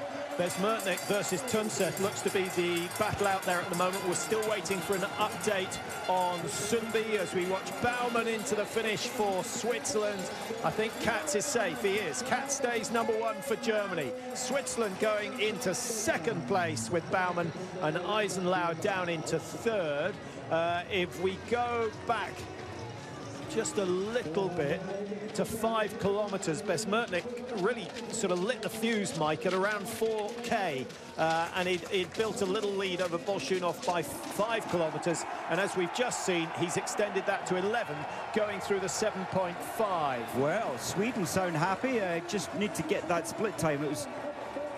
It was Victor Thorn, I think, bib 58, looking pretty good, the youngster from Torsby. The Russians peppering the top positions, 4 of them in the top 6 at the moment, and I wonder whether they want this gold just a little bit too much. Have they pushed too hard on the first half of this course? Here comes number 24, Ivarinen for Finland, and he's just outside the lead, I think. Yes, the sprinters took 20 seconds from this point. Well, actually, the sprinters took 30 seconds, I think it was, from this point on the track, Mark. They did, so probably 35 seconds in these wet conditions today. So he's not going to take that lead ahead of Katz. Yeah, so we're looking at a 15-second deficit. It's roughly 20 seconds from the Wiesmann banner you see on the corner into the finish line. And Ivarinen will have had enough splits to know that he is not going to beat Andris Katz of Germany, who has the current lead. The 40-minute barrier just beaten. That is a phenomenal effort in these conditions. Get a club skier, they'd be looking at 50-55 on a day like today. It certainly would, or more. Such hard conditions when the snow is this wet. 48 hours to recover before the relay. Oh, it's not much, is it? Yeah, and I think the fact that Klæbo, who's highly likely to be the finisher for Norway, indicates that, you know, Norway are going to be strong in the closing stages of that 4x10. They certainly are, but Sundby's probably going to be in that team, and he's going to have to really work his socks off today for his chance at a gold medal. He was 8.3 behind at 5, so has he lost another 10 between 5 and 7.5? It doesn't look as though it's going to be... He has 18.3 behind now, and he's huffing and puffing, which is what we didn't actually see him do in the skiathlon. He looked so comfortable in the skiathlon. Well, I mean, let's look at Bolshunov. When you're tucked in behind this man, he's at 12.5. He hasn't got his flow. You can see this man is in a world of suffer. Going first in the seeded group, Mike, his choice. He's obviously gone out hard to demoralise everyone else. It has not worked because this man is flying. 18 seconds the margin we saw last time. A little bit of the Klæbo clock as he comes up towards the timing wand. And Tunseth from 18 seconds looks as though he's extended that still further. Tunseth could not be a luckier man today. Of course, getting 1 minute behind Bolshunov, and he's going to be told that he's nearly 25 seconds ahead of Bolshunov, but he still needs to keep that strong. There are plenty big names chasing Tunseth's time now. He's the target man. Well, Tunseth only down in third at the halfway point, bettered by Bezmertnik and Bolshunov. We know Bolshunov has faded. We should get a readout on Bezmertnik's time up to the 8.6 kilometre stage. He's still got an 11-second lead over Tunseth. In your picture, the man who is moving best on the second lap of this 15-kilometre course, it's Didrik Tunseth of Norway, 32 seconds inside now, the lead time set by Bolshunov. Remember, he was half a second down on the Russian, coming through 7.5. But as you say, Mike, Tunseth has got to keep the pressure on because there are big names starting to mount a challenge. Dario Cologna's moving up the order. Niskanen still looking pretty good. He's only 9 seconds behind at 9.8. So he's accelerated on the second lap, and here comes Niskanen, having started 46, exactly a minute down on Didrik Tunseth. He'll be given all the times, and that was interesting. The Norwegian coach telling Tunseth to keep it strong because Niskanen is on his case, is breathing on his numbers. But he must forget, Tunseth must forget Bolshunov now because he's a man that's slowing down with every stride. Niskanen, nine seconds behind Tunseth at the last marker. It's looking great for Tunseth. If it's over 9 seconds, then he can relax about the finish challenge. It is, but not by much, 10.3. How many big climbs? A couple of big climbs still to go for Niskanen, for him to show us what he can really do. But again, why is the hat on? Why is he putting his body through so much pain? Your body goes into a state of fever when you're racing anyway. As Borman, a big cheer from the Swedish fans. It'll be a good time, I think, this from Borman, but maybe not making the top 5, but certainly a top 10 at the end of the day. Yes, Niskanen, he's cooking his body from the inside. We mentioned Bolshunov with all his track suits and heavy gear on prior to the start. You need to take fluid on in this race today. Good sprint finish from Better Clay of Switzerland, wearing number 32. He's going to gain a couple of extra seconds down the home straight. Katz's time of 39.59 bettered, and it's been standing for 15 minutes or so. So Sweden have the top spot at the moment. As far as the outcome of this race, Sweden at 9.8. The best is actually Berman, Mike. He's gone ahead of Victor Thorn. He's gone ahead of Halvarsson.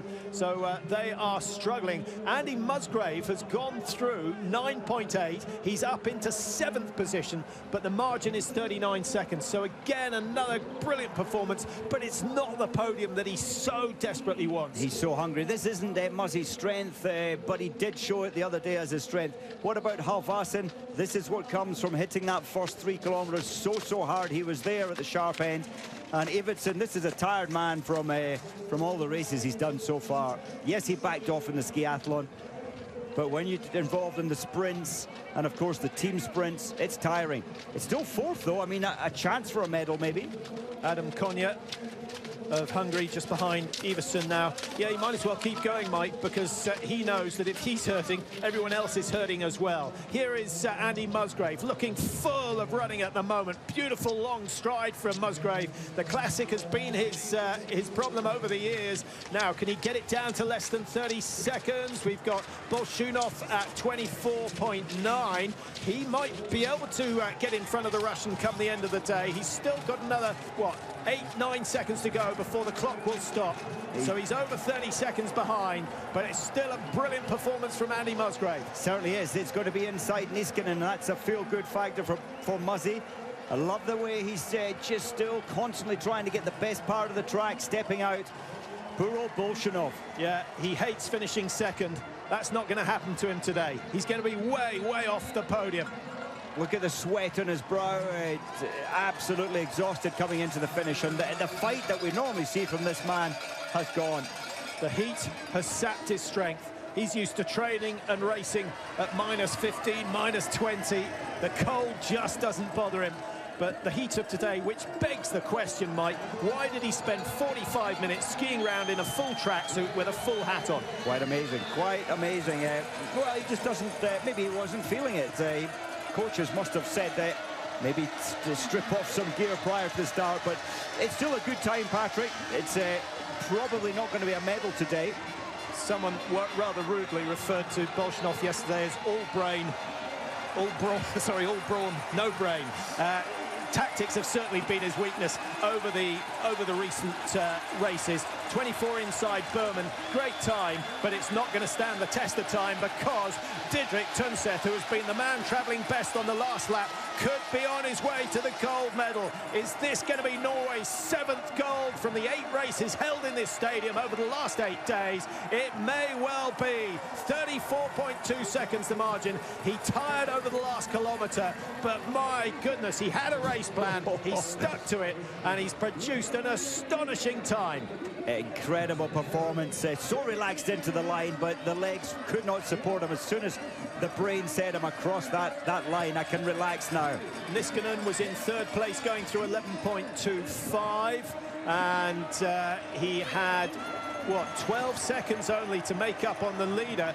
He's not going to be far outside, Mike. Tønseth's time, 38.46, is there to be shot at. And Niskanen has been accelerating. He's into the last 100 metres. Is he going to defend the title? He's come out of nowhere over the last kilometre, and the fatigue that Tønseth showed since the top of the final climb may well cost him a medal. It's going to be tight. There'll be a couple of seconds in it. Advantage Niskanen with 10 metres to go. Finland have it at the moment. Oh, brilliant comeback by Iivo Niskanen. He paced it to perfection, and Tønseth is down a second.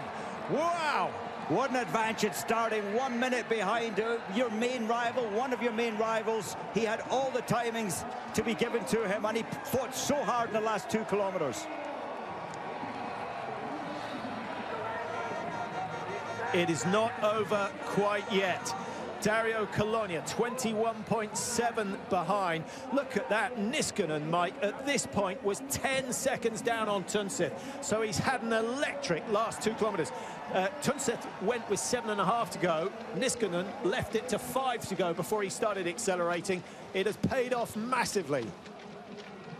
Quite incredible. And Niskanen, he wants this. He wanted it badly.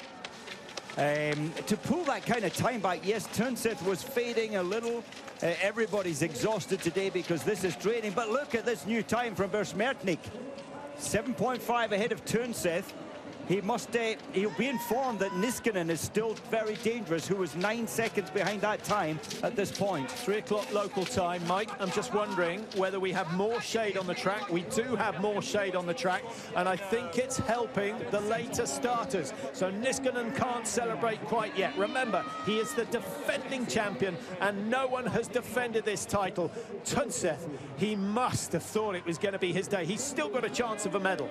We must get a camera back out there because Sundby, for me, has a real chance today. He'll be given all these times. He's commanding the field because he started at the back. And well, the top 5 at 13 kilometres. Tønseth ahead of Niskanen, 10 seconds in it. We know Niskanen has now overtaken the Norwegian. Dario Cologna's gone into 3rd place. Bolshunov's been pushed down to 4, and Andy Musgrave has gone up into 5th position.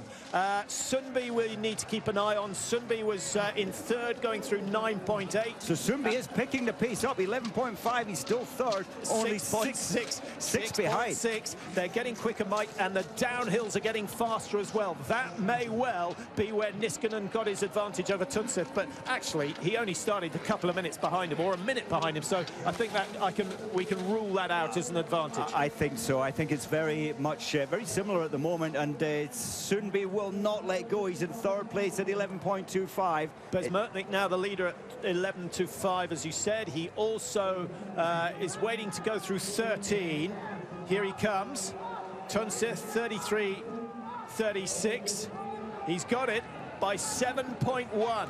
It's looking good for Bersmertnik. It's not looking quite so good for Niskanen of Finland. And what about Martin Jonsrud Sundby, Mike? He started number 68, exactly 3 minutes down on Alexander Bersmertnik. We need to see Sundby very, very soon, because it looks to me as if Sundby could have the initiative here, the momentum. And that last spot check, Bersmertnik had 17.4 ahead of Niskanen at that point, so it's not looking like Niskanen is going to retain this title. Another disappointing run for Halvarsson. He thinks in terms of winning medals, but not today. Down into 8th position, ahead of Bjornsson of USA. He's had a great run, Bjornsson. If he stays top 15, I think that counts as a cracking outing. And the Americans are a bit disappointed with the way things have gone so far. Their women's team not picking up the medals that they did in Falun, not picking up the medals that they did in Pyeongchang. Iversen 40 seconds off the pace, Mike. If you race the team sprint, you race the individual sprint, you race the skiathlon, you're going to be a spent force by race number 4. And I think the newspapers and the press in Norway will pick up on that. You know, why was Iversen in the skiathlon? Here's Sundby, 6.6 now behind. 6.4. 6.4. And it was 6.6, so he's pulled back 0.2. Now, I was just about to say, what sort of a sprint can Sundby produce at the finish? We know he can't produce a sprint, so he has got to be in the lead at the top of the final hill, Mike. He has. Here comes Muzzy to the line. This is a great fight from Muzzy, and this is classic technique, not his favourite technique. I think he might just pit Bolshunov into the finish. That's certainly something to cheer. 1 second inside. Oh, exactly the same time as Bolshunov, and they're equal third at the moment. But there are 2 men out there who are faster. Besmertnik for 1, and of course Martin Jonsrud Sundby for 2. I think this is a World Championships. Andrew Musgrave at this stage, 3rd position. Yes, he might drop back. He is absolutely world class. That's a great performance. Dario Cologna's come strong in the closing stages, and Cologna only just outside. He's going to be well inside Bolshunov, so he goes into 3rd. Bolshunov and Musgrave go down to 4. And the man who has dominated Olympic 15 kilometres over the last 3 series cannot match his Olympic performance here at the World Championships. Now, a lot of people don't want Norway to win another gold medal, Mike, so they'd be delighted to see Besmertnik of Russia take the gold.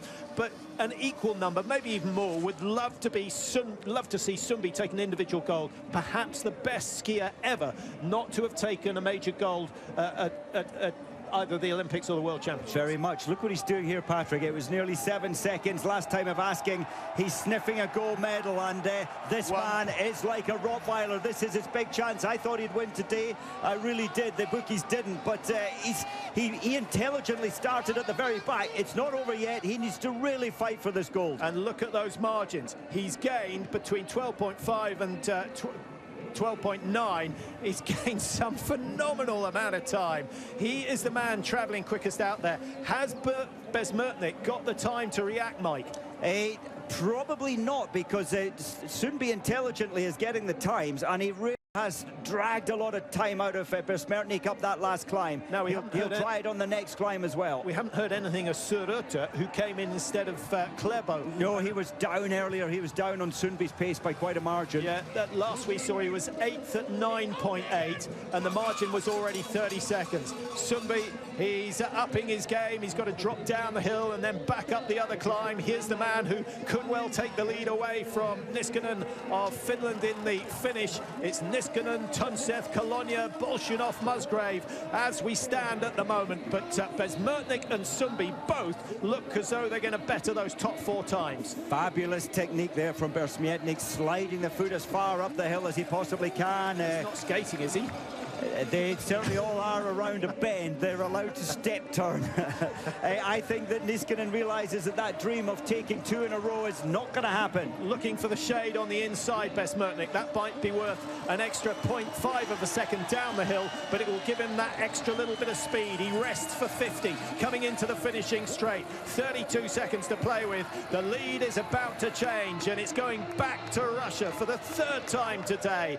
Niskanen's going down to 2. And Tunseth, who put up a fabulous effort, is going down to 3 and might well be pushed off the podium come the end of the day. A 17.5-second margin for Besmertnik. Phenomenal finish. He's had the same final 2 kilometres as Niskanen, a very strong final 2. So, start your stopwatches. 2.5 minutes for Martin Jonsrud Sundby. to come into the finish. Now, we think, Mike, he has to be at the top of the final climb with something like 35 seconds to spare, maybe 33 if he can produce an uncharacteristic finish. We'll watch Larkov into the finish first, started just a minute after Bezmertnik.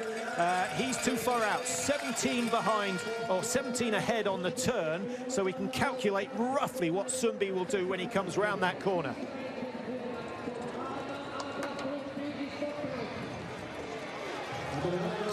So that's 17 seconds gone already from the top of the final climb.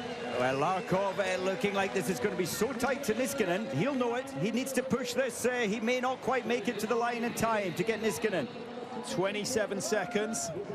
It's going to be closer to 37 seconds for Larkov. It is almost exactly 37 seconds from the last corner down into the finish. That is what Sundby has got to match. Sundby's, he had to pick up, but from 13 kilometers, he was only 1.5 behind. Well, they've got him 2.4, 2.6 ahead. It is desperately close. This was his last moment, Patrick, I think, at these championships to get this elusive gold medal, and that's why he chose the back of the field, and so far, so good. And the skis are still running very nicely for Martin Jonsrud Sundby. This is his final climb. He needs to switch to two-phase. Here he goes. Can he produce a Clairvaux finish? No chance of that. But remember, the margin at the top of the hill needs to be less than 30. Well, it needs to be less than 35 seconds, I think, for him to be safe. He's got the support. Thousands and thousands of Norwegians here in Seefeld. This could be the highlight of the championships if Martin Jonsrud Sundby, who's been such a fabulous servant for them over the last decade, is he heading home to claim the blue ribbon event here in Seefeld? I think he is, and he's always there or thereabouts. He's always, well, at the Olympics, he was fourth. He's always at the top end of these 15 kilometers, but not at the very top. Well, they've got him 3.7 inside. He's 20 to spare. He could take 20 from that last corner, so he should be 3 or 4 seconds clear. And Bezmertnik's reign as the leader in this 15K could be about to finish. 25 meters, 6, 5, 4, and Sundby takes his first ever individual gold at a major championships, and once again the Russians have to settle for silver. But if anyone deserves a gold medal at the major Nordic championships, it has to be Martin Jonsrud Sundby. Hats off to him. That was fabulous. Total and utter respect. I really thought, given this last real opportunity, he'll be 36 in 2 years' time. And I thought it for the skiathlon. I thought he's not going to give in easily, but he didn't have the sprint on that day. He didn't need it today because he can grind them down and destroy them on the track. That was a great effort. Sjörotte is going for home. He's still got 18 seconds, but he is going to be something like 30 seconds outside the winning time, I think, which might well put him ahead of Bolshunov and Musgrave. He's in 7th at the last point of checking, just ahead of Muzzy by 11 seconds. Musgrave equals 7th at the moment, which is exactly where he finished in the skiathlon. But to get a top 10 in a classic World Championship race really is a supreme effort from Great Britain's Andrew Musgrave today. Rutte may shove him down a slot. He's not going to beat Niskanen of Finland, who put up the early fight and paced his race very, very well. Tunset down in 5th now. We thought he might take gold, but no. The later starters have risen to the occasion and taken full advantage of the time splits. And the Rutte separating Colonia and Bolshunov, 33 seconds down. He's put in a good last kilometre, but it can't deny Martin Jonsrud Sundby. Wow. That is his 8th World Championship medal, his first individual gold. He will be the first to congratulate the coaches.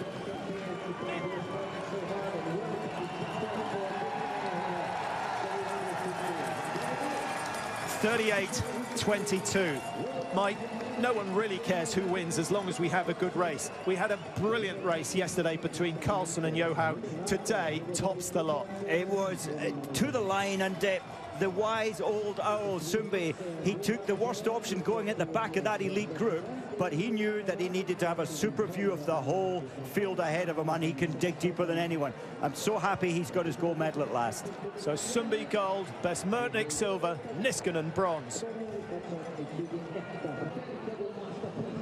Well, I think it's going to take a long time for this victory to sink in. I know we had 93 starters, but no one starting after number 70 has got anywhere near the time produced by Martin Jonsrud Sumbi. Difficult conditions out there.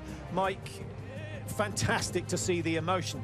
He can't quite believe what he's achieved. He can the rest of his life, he can put those feet up on his coffee table and chill out and think, I managed to achieve it at last. He's been the biggest name for so many years, but he hasn't ever been able to produce an individual gold on the big day. Yes, he's got the relays and team, of course, at the Olympics with Kleibo over the team sprint, but this is what he wanted so much. And wins since that salbutamol, I was going to call it a scandal, really a controversy, because it's an issue with a lot of athletes taking salbutamol for cold-induced asthma. Wins have not been easy to come by since then. They haven't. It affected him, of course. He lost his results there. Some titles taken away from him, and that was, what, 3-4 years ago. Today, he had the overview of the whole field, and I think he was brave to take the second last option in the seeded group. And that was because he wanted this title. He can dig deep, and he knew that if it comes to a sprint finish head-to-head with anybody, he's not going to win. Today, he had to take it so tough from the gun to the line. Now, I can't help thinking that the Norwegians did their research, and they worked out that those who start late in the pack might just get slightly quicker conditions on the last 3.75, the shaded part of the course, simply because they had 80% shade as opposed to 60% shade at that time of the race. The margins gained by the later starters, 10 to 20 seconds. That's a massive amount over 3.7.5. It's huge margins, it really is. Maybe they played a part. It's still only local time, 3:20. It's still blazing out there, but yeah, any small margins, you've got to grab them with both hands. You feel the fact that he started late and was getting the splits was the key? I do, because certainly the early, 14 minutes he started behind Bolshunov, who was the leader of the elite, the seeded group, and those 14 minutes were quite important early on. Bolshunov had a slightly less broken up track, so you are the here we are. world champion at the 50K Classic. What are your emotions right now? Oh, it's just a lot of them. It's a lot of everything, I didn't think I was going to be this emotional in this kind of a moment, but it's been a long time coming. So, and today I made it together with a fantastic waxing team and so many good teammates and just people that have believed in me for finally getting this one. Yeah, that's so well deserved, really. You were handled as a favorite, and in the final stretch, did you know what you were going for? No, it was a lot of messages out there, and it was difficult to sort them and to get a good view of the race. So I kind of heard that I was fighting for some medals out there, but that the gold medal was in reach, I didn't know. It was a fantastic race. Congratulations. Thank you so much. Thank you so much. Well, that's quite revealing. Mike, you're not one for sobbing interviews, but I see a little bit of moisture in your eye. I think even that affected you. It did. I believed in this man so much today. He's got, and this as a fight. If you've got your last throw of the cards at a major, he was going to dig deeper than he's ever dug before. Interesting that he wasn't quite getting all the info. It's so loud trackside, and when you're shouted so much information, I heard a Norwegian coach shouting as he disappeared way over the crest. So he got some information, but maybe didn't get it all. Emotional, yeah, I certainly felt that because he's been on a long journey. He wasn't a great freestyler in his early days. He spent a summer correcting that. He's had the desire to be the best in the world at a majors, and it's great to see it happen today. And he becomes the first man to win a gold, a silver, and a bronze in the World Championship 15 kilometre. A nice little bit of history for Martin Jonsrud Sumbi. You have to congratulate Besmertnik. He put in a fantastic late charge to move up into second position ahead of Ivo Niskanen. But the day once again belonging to Norway. 7 golds from 8 events in the cross-country stadium. Who can beat them in coming days? It's the 4x5 for the women tomorrow. Maybe that is Sweden's chance.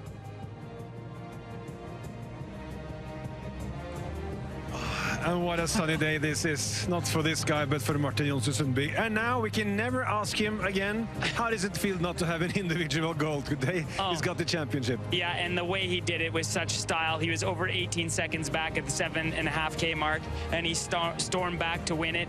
What an amazing race. You can see on the screen now you have Bezmertnik. What a great race by him. Third in Konya and comes back with a silver medal today. The Russian ski team will be happy after Bolshunov had a tough go. But it was a great race and a lot of really amazing performances in very, very difficult conditions. Yeah, it was. And of course, we talked about why does he have bib number 68? The Bezmertnik, no, not Bezmertnik, but Bolshunov had early start, same as Niskanen. He was right. Yeah, exactly. It was the same strategy that Teresa Johaug used yesterday, which is start deep in the field, have all the time splits, and it was so close at the end that without those time splits, who knows what would happen. But as the day goes out here, Martin Jonsrud Sundby, world champion. And you can also see that the difference between him and Bezmertnik, it was red, and suddenly turned green just 1.5 kilometers before the end there. Yeah, no, it was amazing. You got to tip your hat to all those Norwegian waxers. I know that Martin's technician Tord, he's going to be just so pumped, like all the boys in the big red truck are. It was a magical day for the men from Røa, Oslo. Yeah. And guess who's on his way over here now? Oh no, he's turning. You know, it's coming. Oh, he's just going to get something to drink. I hope so. We're waiting for Martin coming here. He absolutely needs something to drink. It is scorching. 16 degrees here in the stadium, Karsten. Yeah, he's also wearing a hat now, so he's coming over here now, and he's going to be so happy. Well, I hope he's going to be so happy. Well, come on, he'll be absolutely ecstatic. He's one of the best skiers of the last 10 years, no question. And here he is. Here he is. The world champion. The world champion. Hey, what to say? Congratulations. What to say? I don't know what to say. It's just emotions. It's just what to say, buddy. It's amazing. I think what I want you to talk to me about is the last 2K, Martin. What was going through your head? Because it was flashing red. You had to make up some time, and your last 2K was beast mode. Can you talk us through that part? And I was fighting for the bronze, I thought. Yeah. That was the messages I got. And until the last uphill, the last one, the sprint hill, I didn't know that I was fighting for anything else than the bronze medal. I heard that Bolshunov was skiing fast. I actually, when I passed here onto the last loop, I saw that Niskanen took Tunstedt with a few seconds, and I thought, oh shit, this is going to be a fourth again. And I thought for real I was fighting for the bronze medal, and when people started shot, I was panicking. I was totally panicking for the last 2Ks, but this is surreal.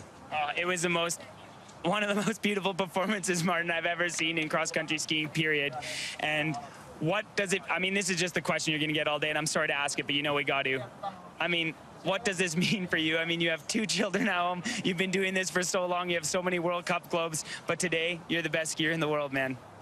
Yeah, and I have been thinking about this moment. I know, yeah. For sure, I have been thinking. And in my mind, I was this hard-ass guy. I thought, it's just a victory. You saw it was not just a victory. Oh, yeah. It was a lot of emotions. And for sure, somehow you're starting thinking about everybody and everything. And all the guys and girls that believe in you, and all the team and the family home, everything just comes to you. But it's just a victory, but this one maybe the sweetest. All right, it's not just a victory. Congratulations, Martin. Yeah, congratulations, man. Yeah. Awesome race. Good job. Right, great interview, then. Oh, yeah. Well, I've done some training with Martin Jonsrud Sundby. I've been one of the cannon fodder that got blown off the back of him trying to keep up with him ski striding in Oslo or doing some roller ski intervals. So it was, you can see how emotional he was today. I mean, this is a big moment when you've been at the top for so long, and finally you pull on that gold medal, or right now it's just the jersey that says world champion. Yeah. It must be an amazing feeling for him. And let's go back to Sochi 5 years ago. He lost the gold with like 2 golds with, 8 meters? And I mean, he's been so close. He's been number 3. He's been number 1, 40 meters behind before the finishing line, end up 3rd. Many times. Oh, yeah, and that just happened again, right? If you look back onto the 30K on the weekend, Sundby made his move just that fraction too late. He went about a third with a third of the hill left to go. That's where Sundby attacked. Too little, too late. He had to go at the bottom of the hill if he wanted to hold off Skjødata. He's seen so many of his teammates stand up there, sing the national anthem, and have those feelings alone on the podium. Of course, he's Olympic champion in the team sprint. He's Olympic champion in the relay as well, the 4x10. So he has won on the big stage, but never alone. And this is going to go down as one of the biggest moments in Martin Jonsrud Sundby's fabled career. And also the 15K is special. You have big, you know, Gundesvan, you had Petter Northug, you had, Björn Dæhlie. All those big names have won the 15K. And look at this. Oh, yeah. Now he has won the 15K. Oh, exactly. And there is something, I mean, I'm a traditionalist. I have to admit, I mean, like I said to you in the other broadcast, classic is my favorite technique.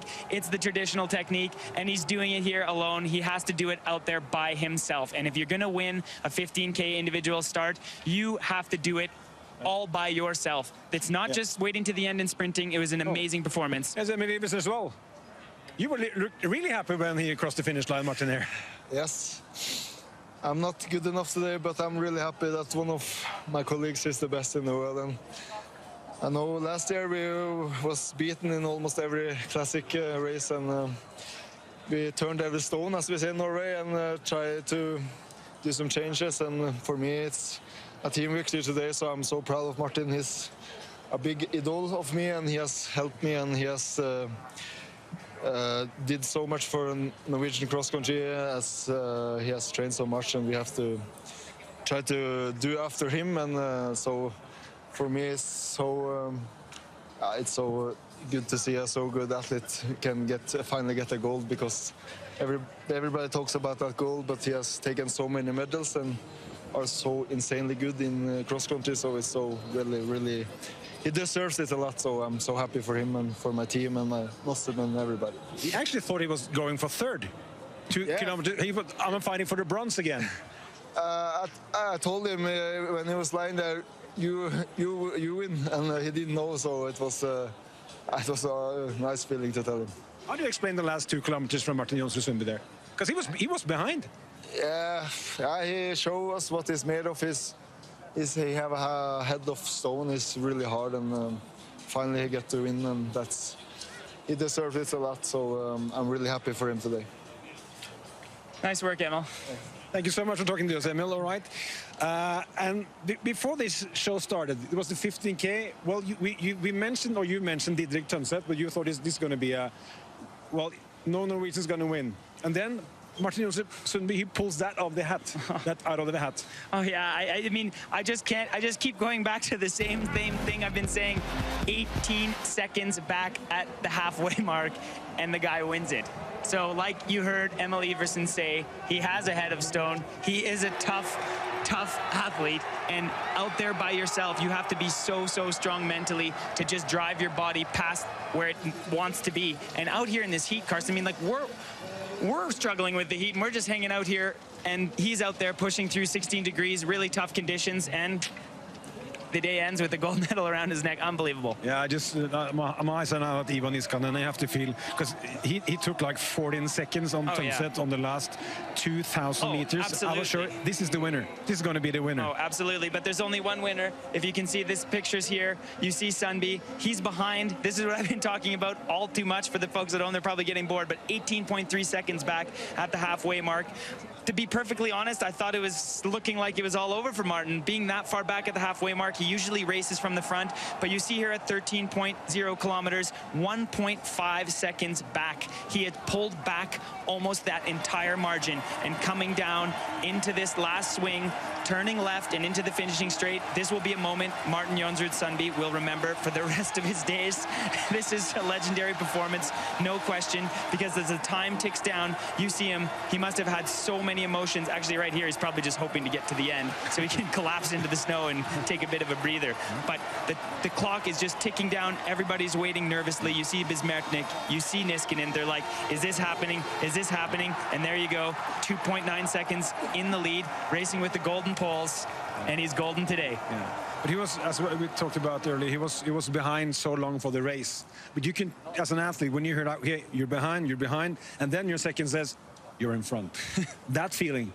Yeah, it's a crazy feeling. I mean, I've had that a few times in my career, and it is absolutely crazy feeling. But like we heard from Martin Jonsrud Sundby in our interview, he thought he was fighting for the bronze medal until that sprint hill, that famous hill that Klæbo has made so famous in the sprint events. It was only up that hill that he got the information that it ain't bronze, baby. This is gold you're fighting for. And you heard him. It was a big emotional moment, even when he was out there on the course suffering like a pig. So it's unbelievable, that feeling he must have had when he crossed the finish line, knowing that he finally secured the gold medal. Yeah, because we also talked about before the race that the heavier athletes today, they're really going to have it, because the conditions were not too easy. Oh. So you saw like a guy like Bolshunov, he really had it on the end there. Oh, for sure. I mean, Bolshunov struggled today, and that's too bad for such a beautiful classic skier. I really, of course, I mean, I tipped him for the silver medal, so of course I thought he'd do a little better than he did. But you see, Bezmertnik is a big athlete as well, and he secured that silver medal. And Ivo is a slight guy, but he's tall and really powerful in the upper body. And I mean, there's no chest on the World Cup circuit bigger and more barrel-like than Martin Jonsrud Sundby, and he just willed himself to this gold medal. But like you said, for sure, if you were really, really big, those soft conditions, it's wet, it's sloggy, it's slower than you're used to, 16 degrees. I mean, you don't associate that with cross-country skiing that often, do you, Karsten? No, but we had some athletes going through here said this should have salted. This should have salted this track. Yeah, but you agree? Well, you know what? It's kind of a tough thing to say. You see here, it is so deep here, and this poor Kazakh athlete is getting tripped up. That's a mega bummer. But at the same time, if you were to salt it, what would have happened in 16 degrees if you salt it? And then these early bibs, you're seeing Andrew Young here. He's bib 6. He would have been going up this hill, and it would have been perfectly hard. And there's no guarantee that Sundby would have had the same conditions. When that salted track breaks through, it just falls to mush. And then if you have the guys like Sjörotta, Sundby, some of the late Bezmertnik falling through slush, and the early bibs have better course conditions, then it's not that fair either. So to be honest, as hard as a race it was for all those athletes, I think the jury did a good decision. All right, here's Ivo Niskanen. Ivo, we really thought you had it, because you had the last 2,000 meters you were pounding. How does it feel to go here from a bronze? It wasn't that I wanted, but anyway, it was like more surviving all the race. Maybe I chose two skis. I felt I chose between gold and bronze. So I'm not very happy about this bronze medal. We can understand that, because it was a really tough condition today. I believe you were digging deep for that medal. Yeah, it was a slow and hard competition, and it suits me well. And lucky we had enough long distance to get the bronze, that the others get a bit more tired, but I felt better on my body, but sometimes shit happens. Right. Hey. Want to ask him questions? Thanks for the interview, Ivo. Thank you so much, Ivo. He was devastated. Yeah, no, he is. No, for sure. And I mean, it's going to be on eBay tomorrow. Yeah. Well, it's been a tough championship for Ivo. You saw him 4th in the weekend on the skiathlon, which was quite the surprise. I thought he'd be quite happy with that performance. Instead, Ivo is quite disappointed with the Saturday's race, and then today, of course, he's the king of classic. It's been him and Bolshunov all season long. Sundby hasn't competed for a gold medal in the World Cup in the classic competitions this year, and sorry, Ivo just wasn't strong enough today. A little hard to understand when he's disappointed, but it sounded like he was struggling with picking a pair of skis. So he sounded like, when he said, like, I might have picked the wrong pair of skis, that's how I'm deciphering it. Maybe he had a pair of skis that were faster, and he picked a pair that was a bit more safe with kick, and he feels as though that cost him the gold medal. It's hard to say, but quite frankly, I think a bronze medal performance today, with the performances by Bezmertnik and Martin Jonsrud Sundby we saw, he should hold his head up high. It was still a beautiful race, but when you're the Olympic champion and also the 15K defending champion from Lahti, I understand that you can be disappointed, especially right after the race. Yeah, and of course the skis today, they play a major part, because you see some of the athletes, they gain like 10 or 15 seconds just for the last 2 kilometers. Oh, yeah. Absolutely. I mean, skis play a humongous role, especially when it's so hot.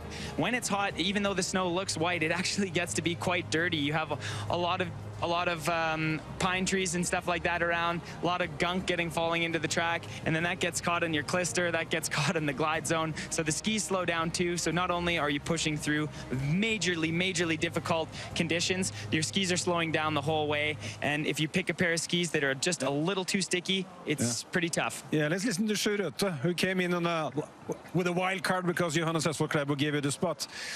You can see the world champion there, but how was your race, Sjur? For me, it was okay. I had a kind of slow start and was pushing hard on the second lap, but I was not feeling my best during the race. It was pretty tough, but number 7 in the World Championship is not that bad. So. Yeah, because you weren't supposed to race, so that's good. Yeah, for sure. But when I started the race, I wanted to fight for the medal. That's what counts in the World Championship. But today I wasn't strong enough, so hopefully I'll be strong in the relay. Oh, you must be taking so much confidence, sure, into the relay, and then of course the 50, guys. You were the world champion just some days ago. Did you think that affected you the last couple days coming into this race? I mean, it's a pretty big deal to win the World Championships and then to try and refocus. You didn't even plan on doing this event before. Talk us through the last few days. Yeah, for sure. It's been quite an amazing journey the last days. I've been feeling very good, and my confidence is pretty high, and I've been trying to just be myself and be confident with the other guys, and we have. It's been great days for me, and I tried to do a restart now the last few days just to put away the gold medal and try and make ready for this race. So it's been nice days, but I think I did a good job today as well. Oh, you did a great job, Sjur, and now you have the relay and the 50K to look forward to. Congratulations to you and the whole team. Thank you. And we're going to switch one Norwegian with another one. He was so emotional when the guy we just interviewed won the skiathlon. And today, Martin Jonsrud Sundby wins a gold for the first time individual in his life. How was this today for you? It was amazing. It was like a roller coaster feel throughout the whole race. It was hard to read how this race was going to be, but I had this feeling quite early that Martin was to do great today, and that the last 7.5 would be decisive for the victory here, and it truly was. Did you give him the seconds in the hill there? Who was that? Who could say that now you're in front? It was Vidar, the boss. So I was in the other part of the track and was not allowed to pass up there. If I tried, I really tried, but they stopped me. But I knew we had a lot of people up there who could give him the feedback. So I'm so happy for Martin, who finally he has been this father figure for the team for many years. He has been doing so great, winning much, and sort of defined training for that team for many years. And it's equally emotional today, but I'm empty of tears. Congratulations, Eirik. We have to go to the flower ceremony for Martin Jonsrud Sundby, Mats Mertens and Ivo Niskan. Unbelievable. Here we are.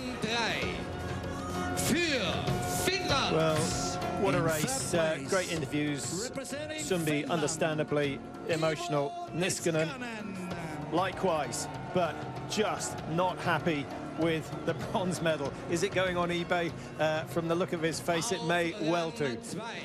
20 seconds off the pace, Mike. It was a fantastic defence of his title. I think that Niskanen was maybe deceived. He thought Bolshinov was his main rival and got caught up in the fact that he thought he was going to win. In the end, the best Russian, Alexander Besmertnik, 32 years old. Average age of the podium finishers today, 31. Don't give up if you're just the wrong side of 30. His third World Championships. He was fourth in Lahti, Besmertnik. He's gone 2 better this time round. Representing Norway, Martin Jonsrud Sundby. This may well have been his last chance. 34 years old. He can't win the mass starts. He just doesn't have the sprint finish to do that. but a 15-kilometre time trial was written for him, and Sundby has risen to the occasion. He now has a gold, a silver and a bronze in the 15K. He joins the likes of Sexton Jernberg and Thomas Vasberg with 3 15K medals. What a champion he is.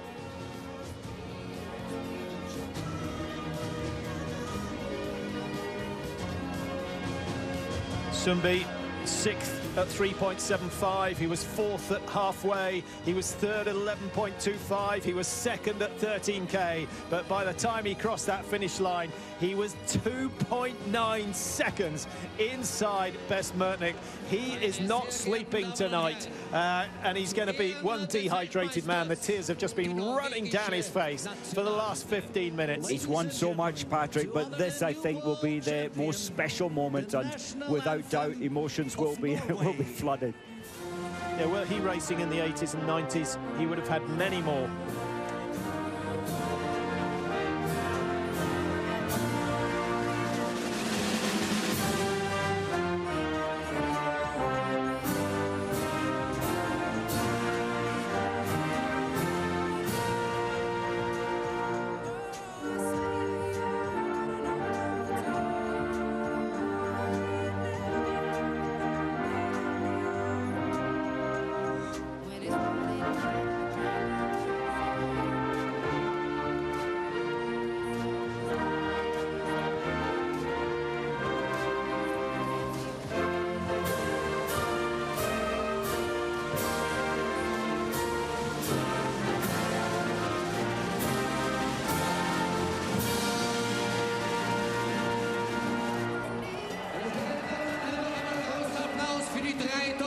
Well, thanks for your company today. That was one of the great races, and it will live long in the memories of those who've turned up today. Remember, tomorrow, the women race over the 4x5. Sweden versus Norway, we feel, but there'll be a little bit of Russian spice thrown in as well. I hope you can join us for that. And we start at 12:30 local time, so 11:30 in the UK. We'll see you then.